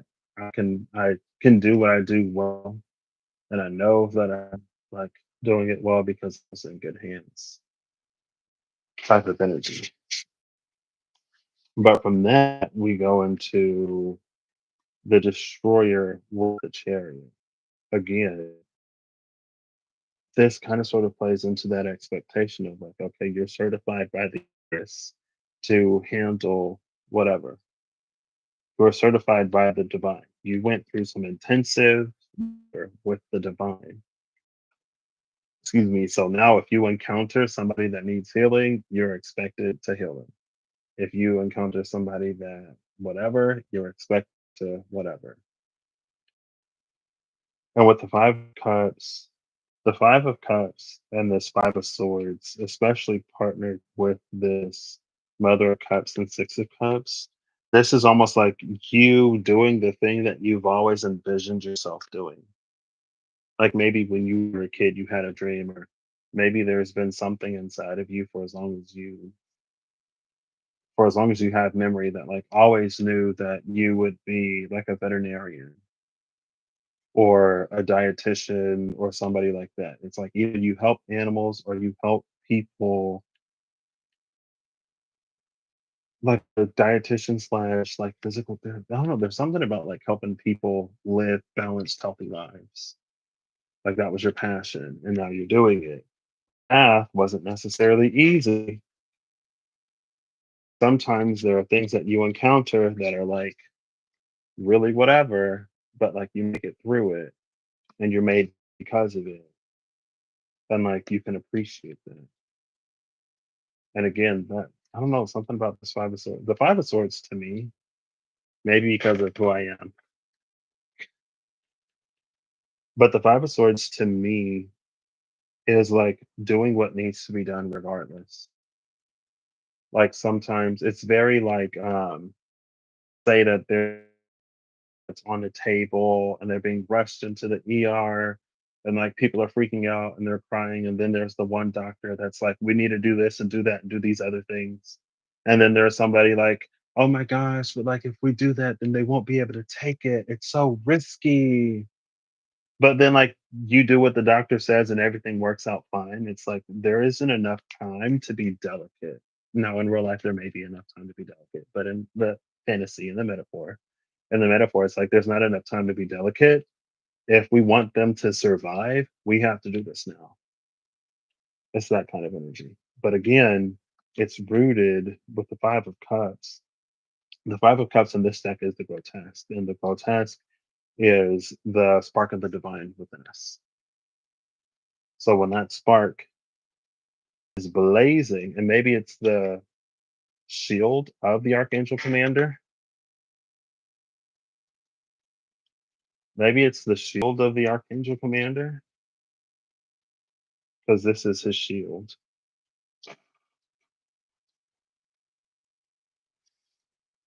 that like personally instructs us in that way,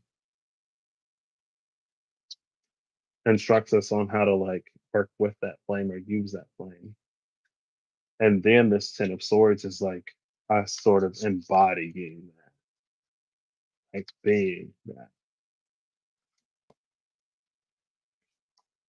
I don't know. And now the lovers and the lovers is feeling like a commitment to this path.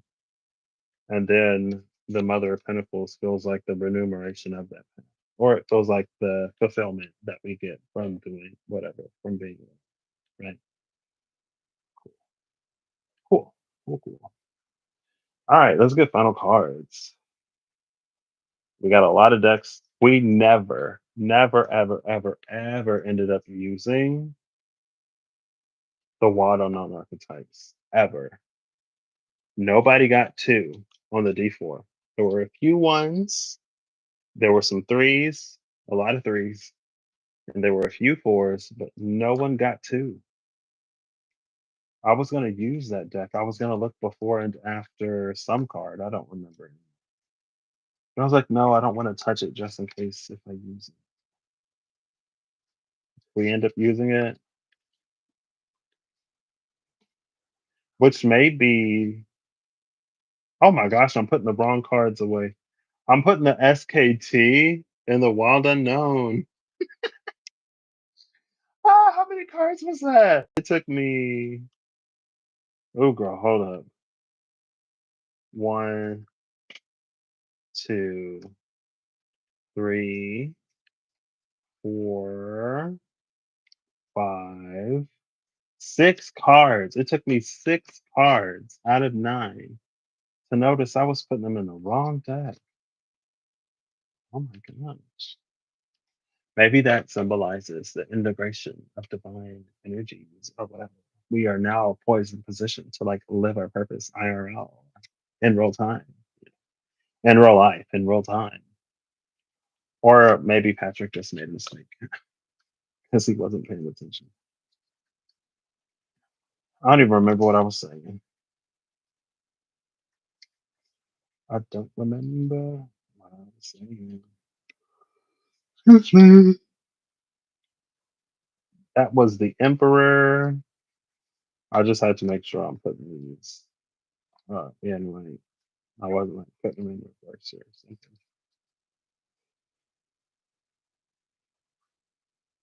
The Moon with the Five of Cups, the Five of Wands, and the Five of Cups. The Magician and the Five of Cups.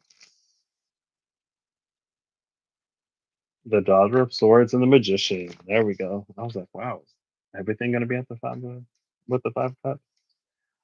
I'm gonna timestamp final cards now. Honestly, I'm ready to call it. So it is past midnight Central Time. Happy birthday, Twitty. Happy Twitty birthday. Even though it's still yesterday where you are. Just 218:45.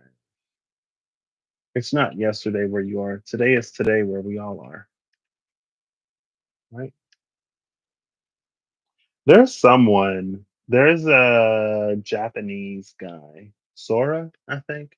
I've seen like two of his videos. There was a brief moment where he was popping up on my feed, and I watched like a video. But our birthdays are on the same day. But since he was born in Japan, it's like technically, even though we're both born on February 28th, like when I was born, wasn't it like March the 1st over there? You know what I mean? So, like, there could be a whole almost 24 hours between us. Could there be a whole 24 hours between us and we still have the same birthday? I don't know. Right? Because if he's born at midnight, I don't know. I don't know. I don't have this. Anyway, today is today, what we are. right now is right now, right? And it doesn't matter what the calendar says or whatever. I mean, the clock, you know.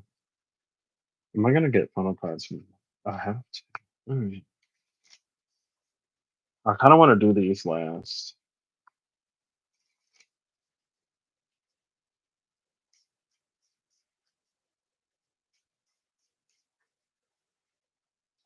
So, nobody got an archetype.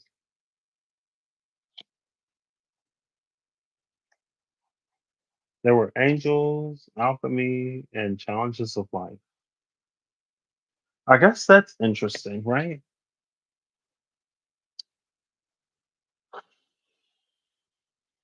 Angels, alchemy, and challenges of life.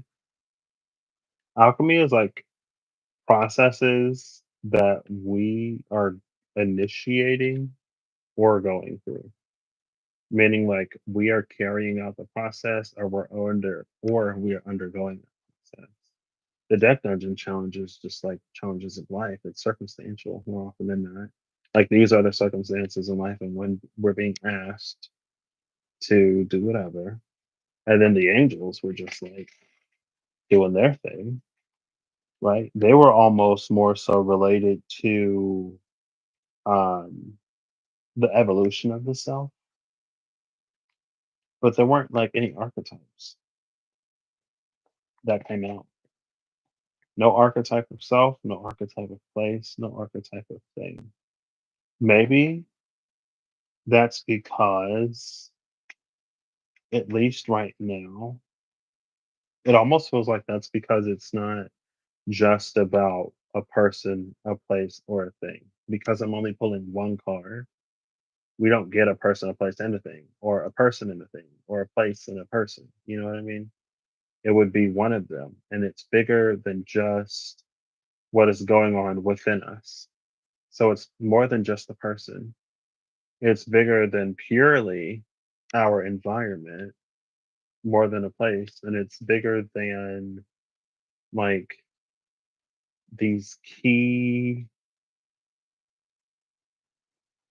things that almost play on the environment's impact on a person or a person's impact on the environment. It's bigger than an archetype of a thing, like a tear or a blade or the sword or a medallion.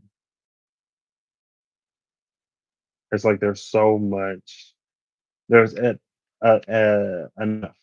there's at least enough interconnection that the archetypes weren't a viable choice. Because even if it was like an alchemy card, with alchemy, it's about how, in general, it's about how when we impact the environment, it's done from a certain place within self that enables us to do that. Or how when we impact the environment, it also does, or vice versa. If we're impacted by the environment, there's something about the environment that stands up in the change because of its interaction with us. Or if we're by the environment, it's about realizing the truth of at least some aspect of the nature of the environment. It's not purely one or the other in a way that an archetype could have been. Mhm. Maybe. Who knows? We'll just do this one first. The one that was used the least. The bottom of the deck is the riddle, and then agape. The riddle of agape. And then there's the storm, the riddle of the storm, the self in the storm. I think we're in a lunar storm. White trade spell for this year.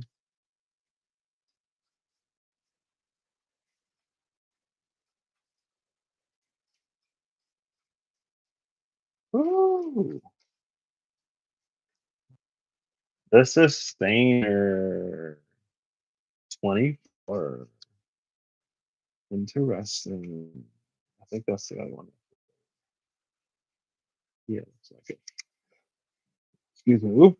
Bottom of the deck is Thanatos. Thanatos and this is Stainer. Thanatos is number 73. And then the fault line is under Thanatos. The line appears. What is it? A line appears, order reigns.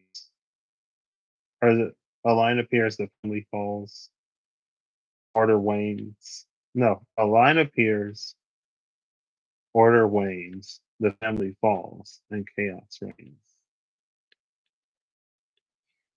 Because it's a fault line with Thanatos.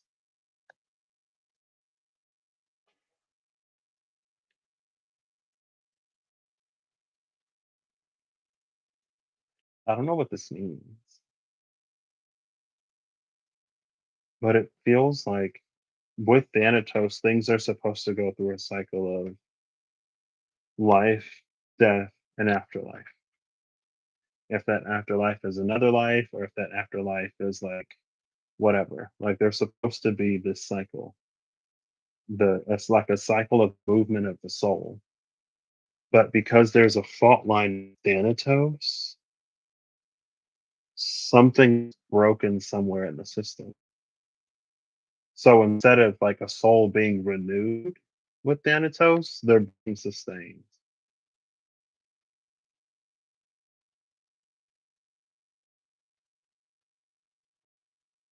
Like they're instead of the souls being renewed, continuing on the cycle, it's like they're being prevented from doing something because of this fault line.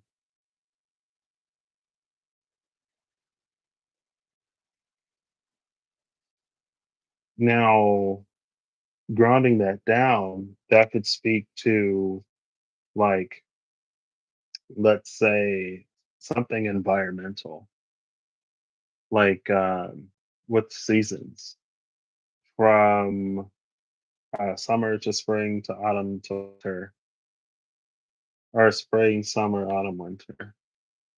There's something that like renews, but like let's say because of changing environmental conditioning, there is a bird that's not migrating to a certain area. And because the bird isn't migrating, this isn't happening. And because this isn't happening, there's something else that doesn't happen. And so something that should be in this almost self sustaining cycle is halted because something is